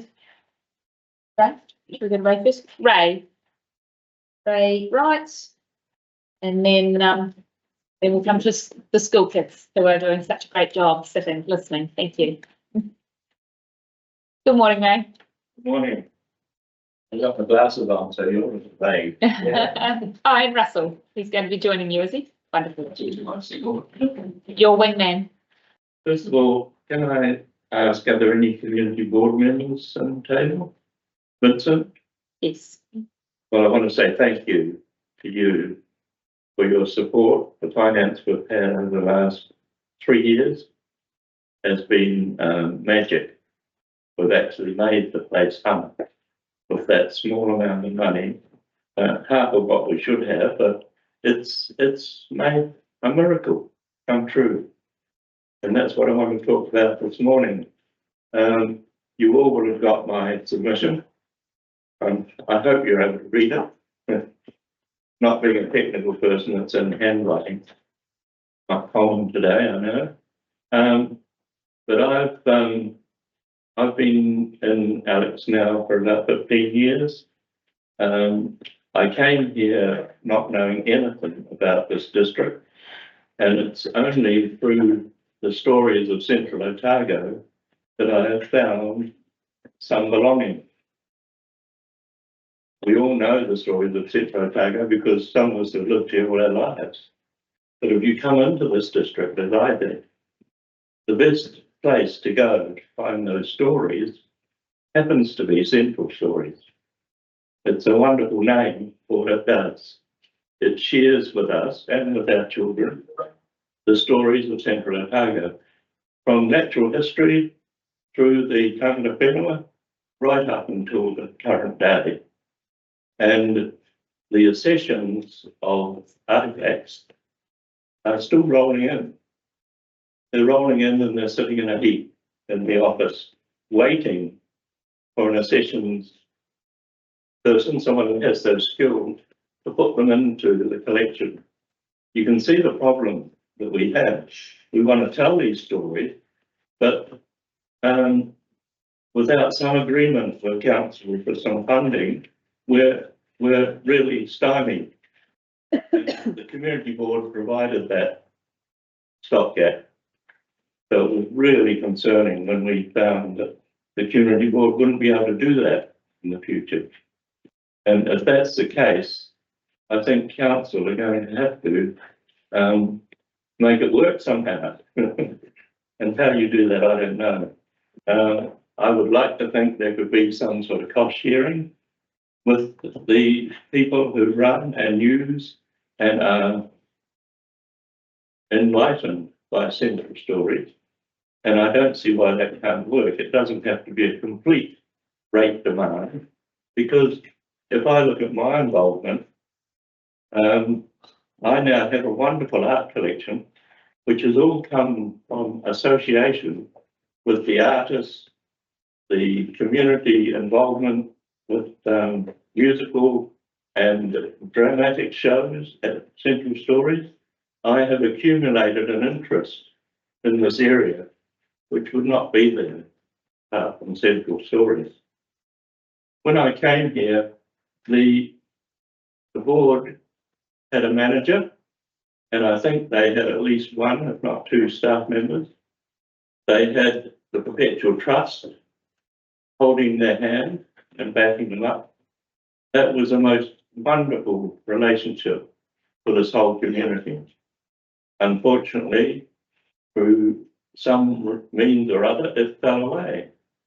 Surely that model must be reinvented somehow.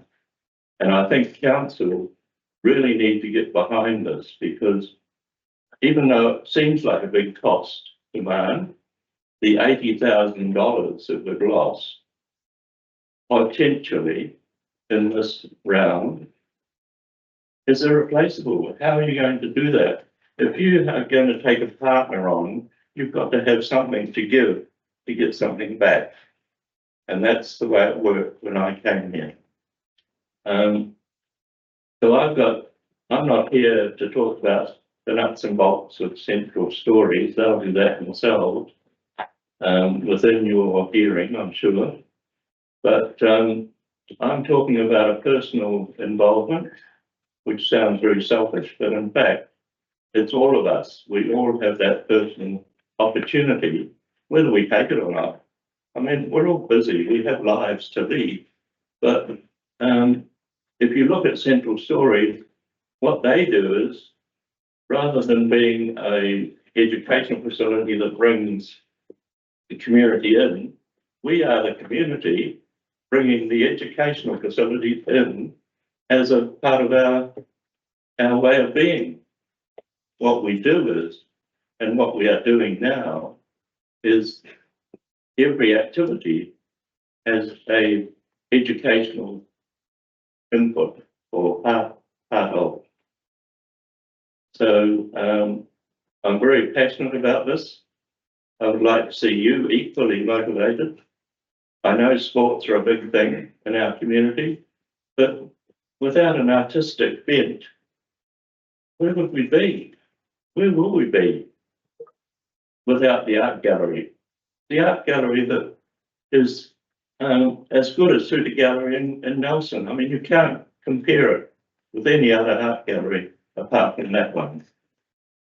And we're not a big city, but we do have that facility. And the artists are second to none. Yeah, thank you. Is there a final comment that you'd like to make? Well, I think the thing is to remember that the stories of Central Otago have to be told. Everyone who comes into this community needs an introduction to that. And if you want to contract that to Central Stories, make it part of their brief. Let them do that. When I came here, it was happening. And now it's fallen away because of lack of funding. Perhaps there is a partnership here you should be looking at. Thank you very much. Any questions for Ray? Perfect, thank you. I'm sure we will be hearing more from Central Stories throughout the day. Yeah, thank you. Thank you very much. Back at 2:30. Perfect, we'll see you then. Thank you. Melissa Gear, Principal of Auburn School. And students. Yeah, so we're gonna roll this a little bit. Come on in. Absolutely. So I got told we could have 15 minutes, but you're pleased to know it takes 8. That's all good. So. I'll stand around you. You don't need to sit, we're just gonna stand. Okay, kia ora, I'm Melissa Gear. I am the very proud principal of the Auburn School. We are a very active school in our teaching and learning and our community. The hall is a very large part of what we do. The hall is, those that don't know, logistically about a 5 or a 6 minute drive from the school down the road. The Ministry of Education is never going to fund us any more buildings than what we currently have. We are 2 classrooms with a multi-purpose space, great outside grounds and a swimming pool, but we're never going to get any more than that. So today we're here to convince you that the hall is a keeper. The hall is an asset that we're really passionate about. The hall allows us to run community events and bring the school and the community together. It is the bridge that allows us to do that. I think the best people to really explain this are these guys. They are our future leaders. They are our year 7 and 8 students. And I think it's important that they hear their voice. I think this is a great lesson in local government. I think even just sitting here to hear those speakers, and none of them have even been into the council before. Oh, actually a couple of them here, but never into the chambers. So we're excited to do this. This is all their own ideas, just putting it out there. We've spread our points across, but their ideas that they say are their own. So, chat, John, that's all. Hi, my name is Charlie and I'm here to talk about the amazing sports events that happen at the Auburn Hall. From everything from the cricket games that are played on the field, the pictures of the netball team from 1979, cricket teams and even curling. The hall is used at the cricket games for water, heating, food and the toilets. There are prize givens given for sport that are here with food spread out in the hall and the kids can play sports on the tennis court. Pretty much every time we go to the hall, we use this sports field to have a bit of fun. The tennis courts are an awesome place to play rugby too. Without the hall, we would have to travel a long way to play cricket. It is awesome we can represent our home side in our sports too. Thanks for listening. Yeah, the hall's amazing.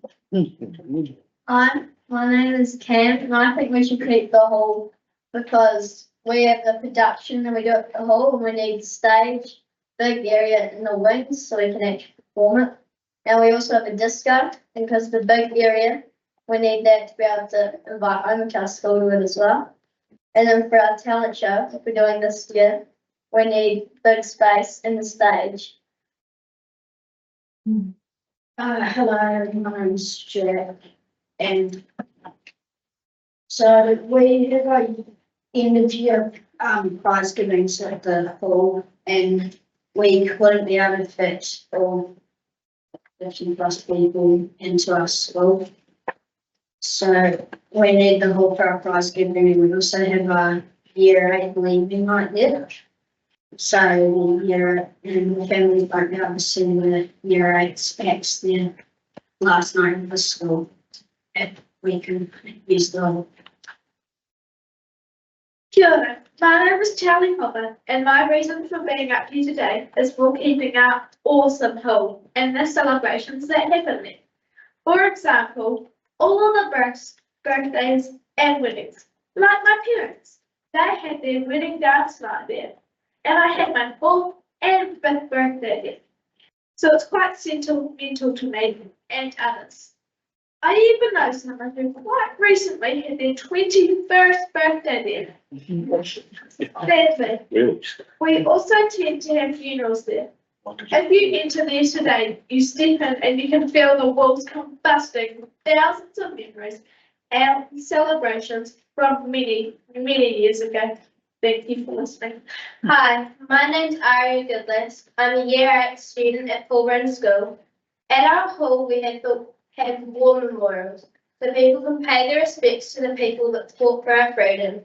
If we didn't have the hall, no one would be able to to visit them. And that would be a problem, seeing as many people's family members are stated on those lists, including some of ours. And if we didn't have the hall and we couldn't be there, that would disrespect their and our families. Kia ora, my name's Imogen and I'm here to talk to you about our Pulburn Mile Creek Memorial Hall. People have had lots of important community events there, like the meetings that are held there, and yoga classes, playgroup and more. The people of the Ida Valley would hate to lose the Pulburn Mile Creek Hall. That's why I think we should keep the hall. Thank you for listening to my reasons why we should keep the hall. Hi, my name's Nathan Rutherford. I go to Pulburn School. We barely get any support from you guys, especially for the young farmers event. We have to prepare, pay and plan quiz night and young farmers. We make up all the awesome food with no financial help.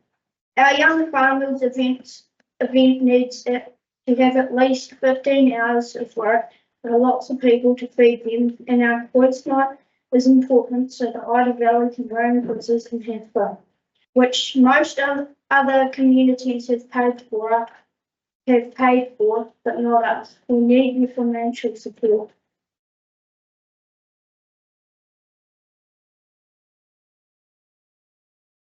Hi, my name's Jack Ford.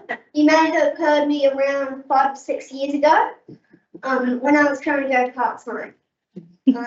So, I'm here today to talk about the Pulburn Hall and how much work Pulburn School and others put in.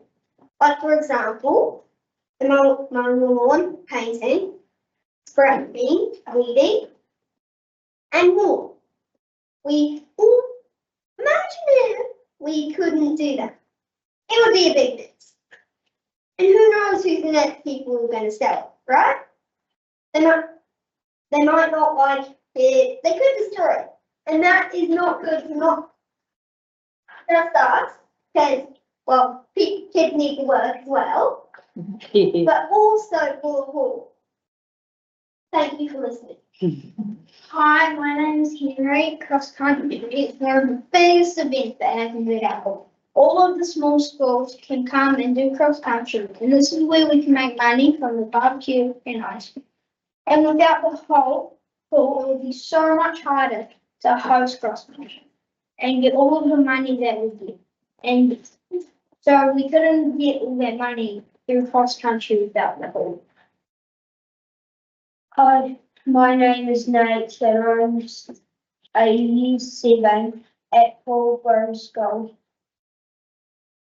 Our area does not have many services but pay for football fence and function. For example, we pay for a swimming pool, meal of our school swim and have swimming lessons. We pay for everything to look after it. Other places close by to us have other pools paid for by the parents, so please don't take away our home. Hi, I'm Brayden, and now you've heard all the great reasons why you should keep it at home. Also, we have so many people come to support the hall, and it is a very special place to the community. I'm 6th generation Nicholson in the Ida Valley, and when I go to the hall, I can see 4 generations of Nicholsons. When I walk around in there, I have had the hall there all my life, and I'll be so sad not to be able to use the hall anymore. Also, our hall will be one of the cheaper halls to bring up to earthquake standard, so please have a hard think about our hall. Thank you for your time. Right. Thank you. What a huge privilege for us all to be able to hear from you guys. We really appreciate you travelling here today, and to Mrs. Gear for bringing you all. Any questions? Yeah, I got one. Okay. So the students, How many are you gonna have your 21st in the hall if we keep it? Will you invite me? You won't see me in. It's my 21st, but yes, I will invite the. Thank you. For the management committee. Tracy. Yeah, I think so, yeah. Yeah, just, how often is the school using the hall? So we have those events that we discussed, so we have the production, the talent fest, the disco, the end of year prize giving and across the country. So those are events we do every year, regularly, and then we have informal things that we go down there if we need a bigger seating area or having the internet there now is a new thing that we've got put in because it makes it easier. Yeah, so formally, all those events, informally, more casual things that we go down. And obviously the school kids are linked to sports groups that, so even though they aren't technically Pilbara school sports groups, they pretty much affect our children as well. So essentially it's an additional workplace, a school place. Absolutely, like every school you do need a space like that, and because we're small, we don't equate to getting one, so. But you can't pull off a production without a stage, it's just, you couldn't pull that off in a classroom. So it's, although on paper it doesn't look like lots, it does mean a lot. We provide an experience that you can't get from not being in the hall. Thank you so much, Linda. I just wanted to say, you've done such a good job, you've actually walked in smart.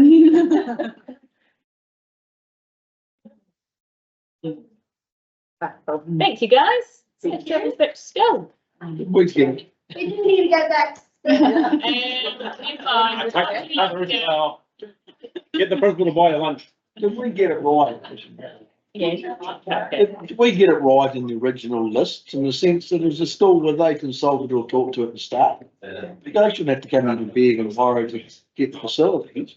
And facilities, and I think putting them all in the mix has given us this really good opportunity to hear from everybody and how much they use and who's wanting to retain them. Probably the best. Alan, small. Best of it. Every time. Hi there, it's just realised that big output was coming on, I pretty much said my speech. Hello, my name is Alan Small, 47 years old and I'm a farmer in Mara Creek. Come to this submission as current chairman of the Pilbara Mara Creek Memorial Hall, a position that I've held for approximately 9 years. Thank you to the CODC and its councillors for letting me speak on behalf of our community Memorial Hall, making this oral submission. Hopefully after a couple of community meetings, this will not be the only submission you've heard from our local community. So those guys, regarding the hall, I'm here to present to the council the reasons and why, as a community, we think our hall and its current usage, values and past and future memories should be kept under council control as the status quo. Our usages are many, and I argue it is still a much used asset of our community. It is situated in the middle of our community, a main place of the valley as it's known. It is the only building of our local community which can host over 100 people at a time, after losing our local hotel over 12 years ago. The hall has become our only identity in the community and a place of get-togethers and chewing the fat. A very much needed for a community of rural farmers needing to get out and about and talk to others about current conditions, environment, stresses, etc. Pilbara School would be the biggest users of our hall. They would use the hall by approximately 8 to 10 days a year, including school productions and ongoing practices for these productions. They use it for end of year prize givings, and they hold a Halloween disco every year. And as stated, the small schools use the hall facility every year to host an annual primary school cross country meeting. The hall is an extension of their classroom. Blacks Hill Senior Cricket Club uses the Pilbara Hall sup room every other Saturday in summer, hosting it in between lunch breaks, and the Junior Cricket Club use the hall facilities most Saturdays as well. Ida Valley Playgroup uses hall weekly for preschool learning, apart from the middle of winter. Other uses for our hall include meetings, AGMs, including our hall committee and the IVIC Irrigation Board AGM. Hall also hosts 21st birthday celebrations, funerals, weddings, formals, reunions, bands, dances, fundraisers including quiz evenings, community barbecues and Christmas celebrations. Farming expos have also been held at the hall, including beef and lamb field days. Aurora have had drop-in sessions, as many others turn their list. As chairman of the Paul Margaret Hall, I would like to advise that our hall committee is a great bunch of people, and our secretary, Tony Rutherford, does an exceptional job, like all the secretaries before her. She liaises with council if there are problems. She takes bookings for hall usage and is the workforce of our team. The hall committee meet at least once a year to talk about issues, maintenance and working days. Sometimes this includes meeting with council regarding issues, and it's always been a positive experience with council. Some in our community, as ratepayers, ask where does all the rate money go? We all know the world has a great deal of expense to it nowadays. Earthquake strengthening is an obvious expense. 600k in the next 10 years is expensive for our community hall to be kept at that standard. But as a community, this is non-negotiable. As ratepayers in this community, we always hear about cost of waste, cost of water, cost of rubbish removal and wheelie bins. But most in our valley get none of these council resources, and as homeowners, we resource ourselves. Council does provide these services for the greater good of the district, including parks, pavement, waste services, etc. But a lot of us only see a grader 3 or 4 times a year as a result of our rate paying. Council has been great in putting a recycling depot into our community. Where has it been put? It's been put at our hall, the main place of the valley. A lot of members of our community have fundraised, applied for grants to keep the hall in tip-top condition. We've installed new windows, put in heat pumps for heating, installed shade cloth and fencing in the playground, planted many shrubs for beautification of our hall, making it a better place to be. I'm the 3rd generation of my family to be on the hall committee. My grandparents were involved in indoor bowls, women's division, dances and such like. My parents were netball and tennis club users. Myself, I've been part of the Black Seal Cricket Club and I'm still currently club captain. To conclude, our hall is called the Paul Margaret Memorial Hall, a hall of memories. First up being a memorial hall to represent those in the community who sacrificed everything to go to war. These men are honoured by 2 billboards at the front stage of our hall. Sports clubs, women division and school reunions have photos and trophies plastered all around our supper room to remember our local history and its clubs. These are great for people to look at whilst they're gathering at the hall. Finally, my grandfather, father, twin brother and myself all held our 21st celebrations in the community hall. My son is 21 in November and wants to make it 4 generations of 21st. That is 4 generations of members. Please note, Paul Margaret School is celebrating its 150th year of schooling this late weekend in October. Obviously, at the hall, what an amazing achievement, and that's the future just there. Thank you, councillors, on listening to my submission. Please keep it a status quo. Thank you very much. Yeah, you had a tough act to follow. A lot of stress into that too. Perfect. No, hey, we really appreciate it. I think we probably have most of our questions to the next generation, sorry. Yeah. Perfect. Thank you very much. I'll still be alive for your son's 21st. We'll be able to dance with some more. Goodness. Welcome. She's officially is a lot of keen to cry.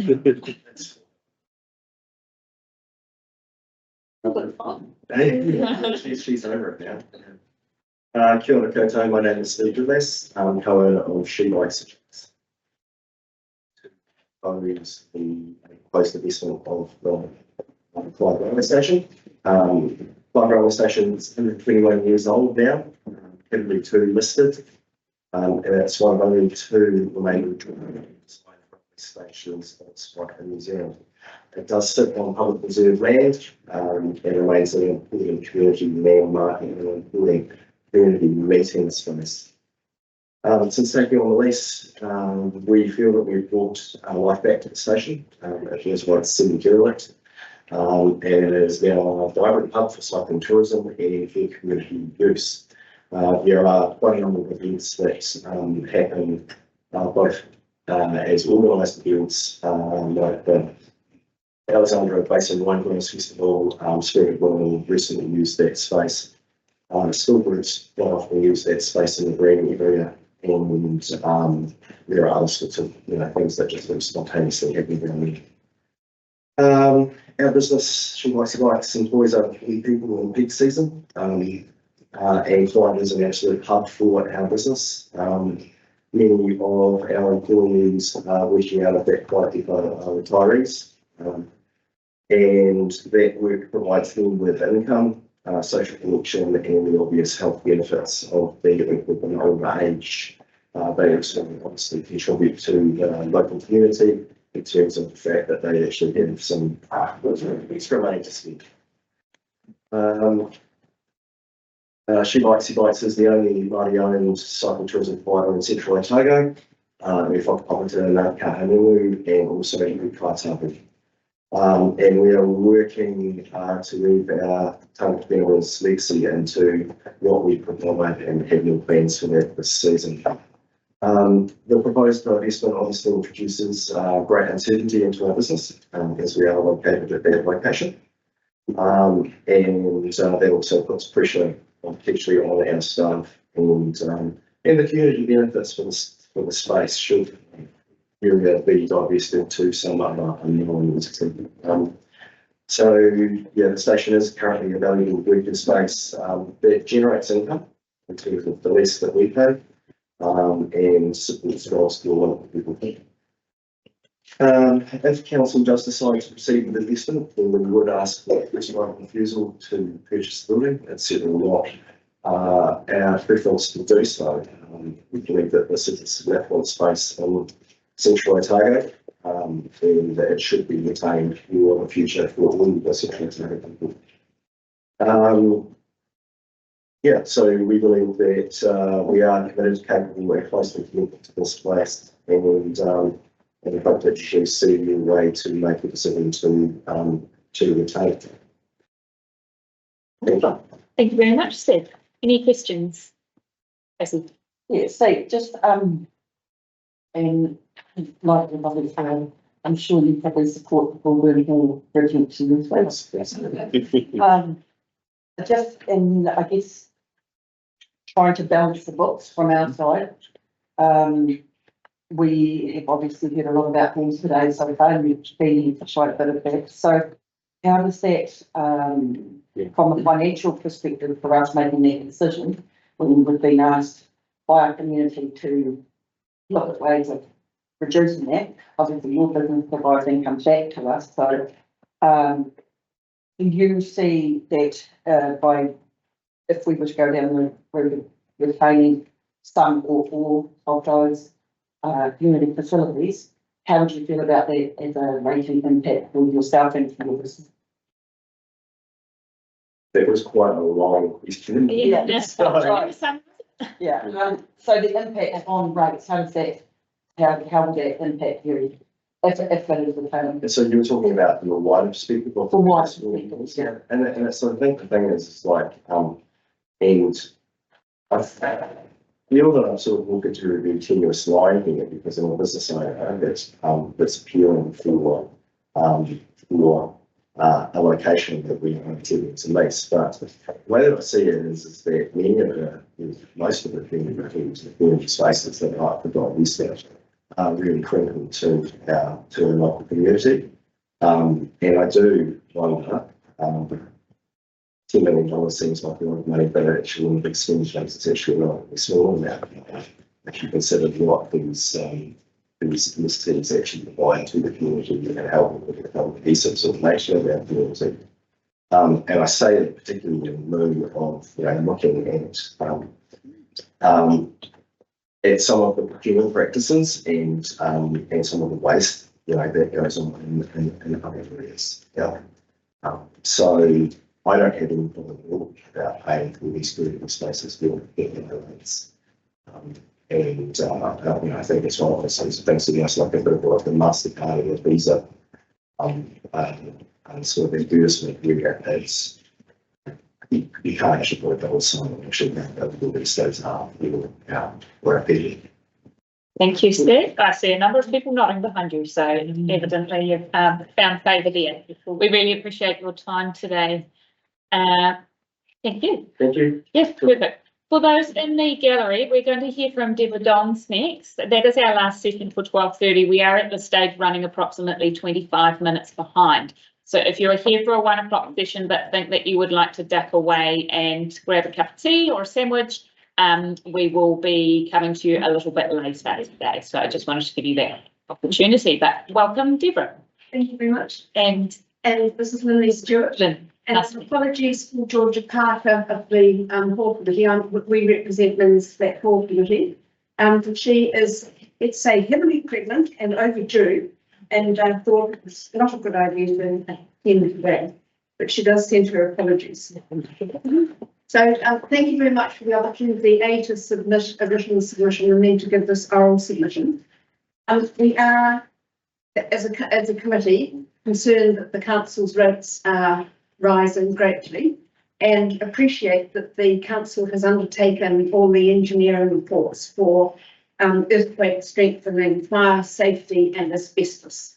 So the council now has a very good scheme of financial scheme of what all these halls and buildings on the property register are costing you, i.e. us, the ratepayers.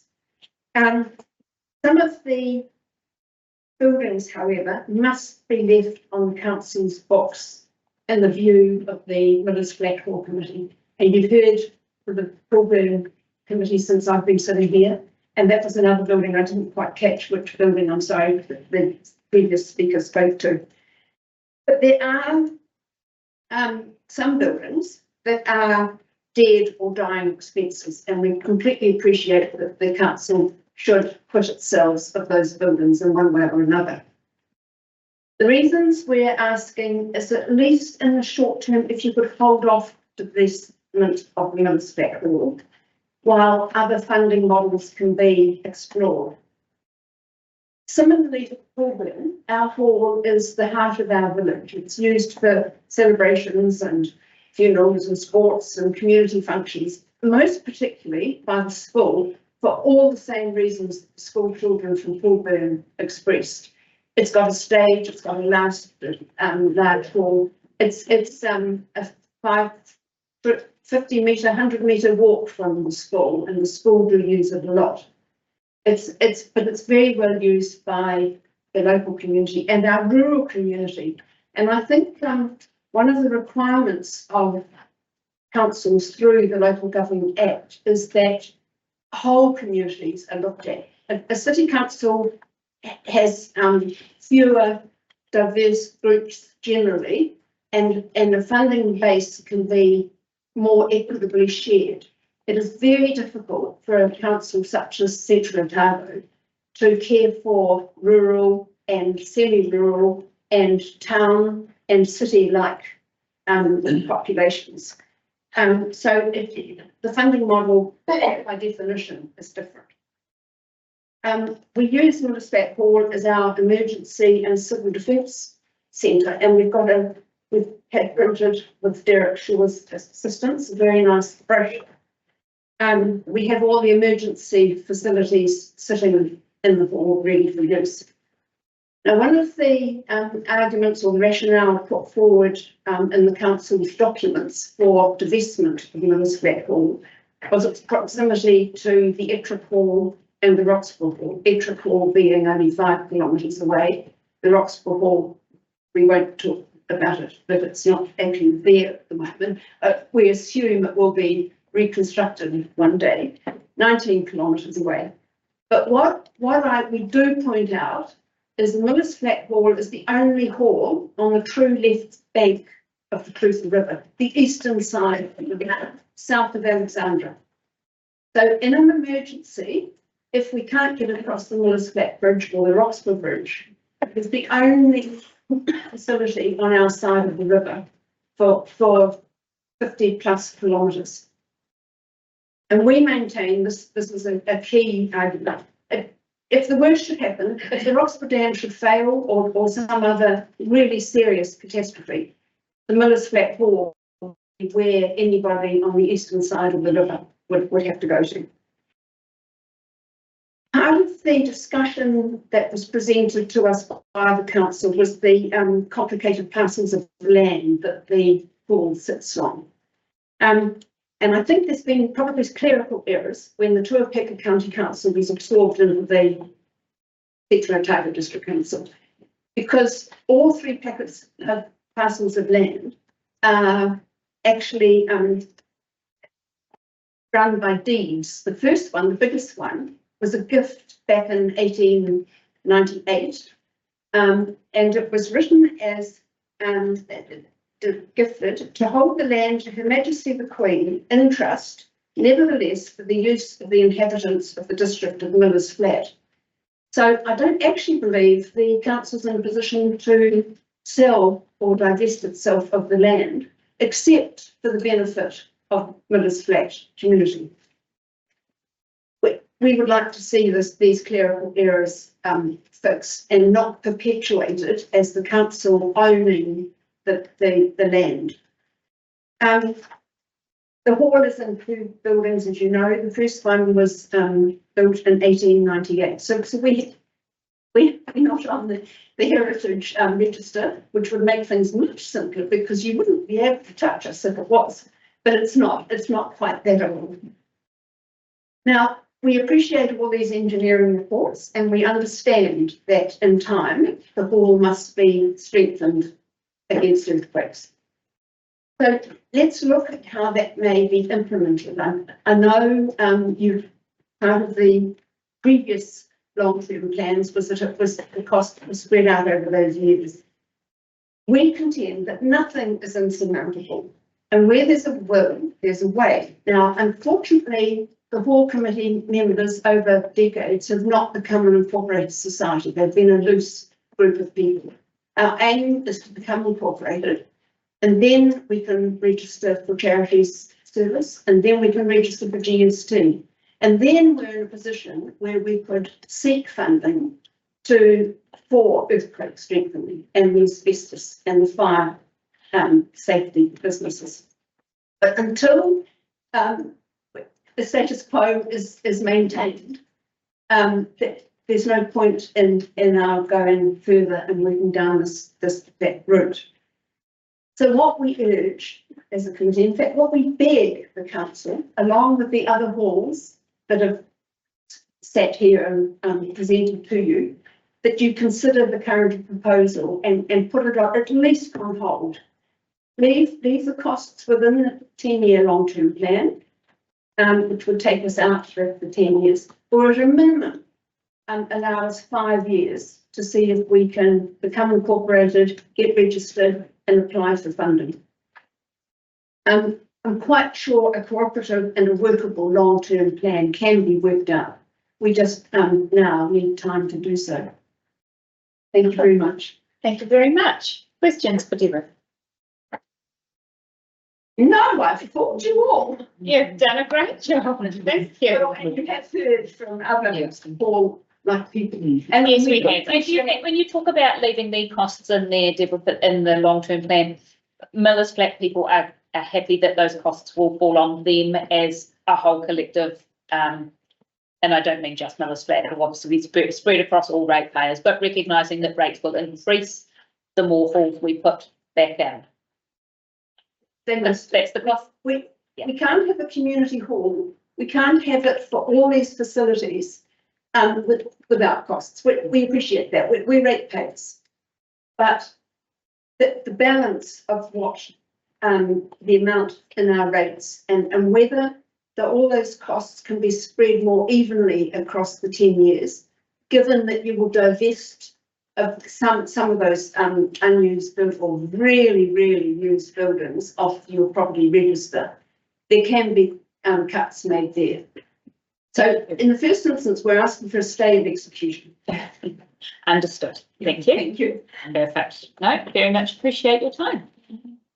So no questions on that one? No. Because I then presented a submission on my own behalf on a different topic. Yes. No, fire away. So thank you very much. And I'll go quickly on this one too. So this is thinking entirely for myself, and it's about the Roxburgh Hall. And you've heard already from Rick Crystal and Helen Pinder. And I would like to request that this proposal for the Roxburgh Hall to be maintenance given over to the council. I think it's appalling. I think it's scandalous and frankly disgraceful. And I'm terribly disappointed in the Roxburgh Committee. I'm on the Millers Flat Pool Committee as well, and have been for a very long time. I know how much work's involved, and when at a recent community consultation meeting, it was said that it's hard work. Of course it's hard work. Everybody in this room are hard workers. And it's also, the other argument put forward was the danger of our children swimming in the Clutha River. We have exactly that same danger in Millers Flat. Now, I've just mentioned one of the arguments put forward, or the rationale put forward by the council on the hall, was the proximity to the hall's proximity to the Ettrick and the Roxburgh pools. We can look at that in reverse.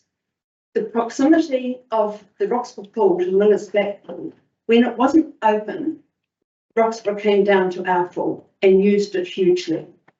We accept that there's some liability, and we manage that liability to the best of our ability.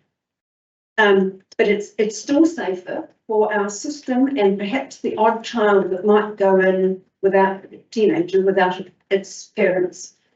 It's still far safer than swimming in the Clutha River. And that can be an alternative. What I'd also like to say is I'm very curious about the Roxburgh Committee. They have become re-registered under the Incorporated Acts 2022 Act, that's a requirement. They say of their purpose, their first purpose, develop a new swimming pool complex and then continue to maintain and run the pool. So by their own purpose, it will be a struggle to ask the council to take it back. They do say to cooperate with any other organisation or individuals whose objects or goals are altogether or in part similar to the society in order to advance and promote the purposes of the society. At the consultation meeting, I said, why don't Roxburgh Pool Committee talk to Millers Flat Committee? Let's work out, let's again find a solution, not another solution. No, we haven't had a word from the Roxburgh Pool Committee. As similar as Helen indicated, there actually hasn't been any communication with, I'll rephrase that, very little communication, trying to find extra support for their committee and help to make it safe. I could quote a couple of other things in their rules, but I won't. To expect every ratepayer within the Teviot Valley is a rough calculation, and I might be slightly out in my maths. I think it will cost me and Linley and all other Teviot Valley non-Roxburgh users to subsidise every swim by about $80. Well, I don't think any of you would go and pay 80 plus to allow a client to swim. The extra in rates across the whole Teviot Valley is unbelievable and too high an expense. The demographics are weighted to the older population. A lot of those older population are not going to be able to afford the increase in rates that the pooled aspect gives. A broader question, can the council take over all good works or community enterprises when locals run out of energy? What happens if the Millers Pool is when I sit here in a few years' time and say to you, could you take over the running of the Millers Pool, please? Thank you. I think there's a very strong case to be made for that. Is there a final point that you wanted to make on that, Deborah? Except thank you very much for listening to me, and my recommendation is that the council does not take over the Roxburgh Pool, and an offer to work with the Roxburgh Pool Committee to make it workable. Thank you very much, and I'm sure the committee would appreciate hearing from you because there's no, excuse me, with the greatest. Sorry, they would appreciate hearing that, and that it would be up to them to contact you. Thank you for your offer. Because obviously and I'm not sure if you heard earlier, council would not be able to take the pool. It would have to be signed over by the committee. This will be a decision for council whether we would be willing or not to do that, but at the end of the day, it will be a decision for the committee.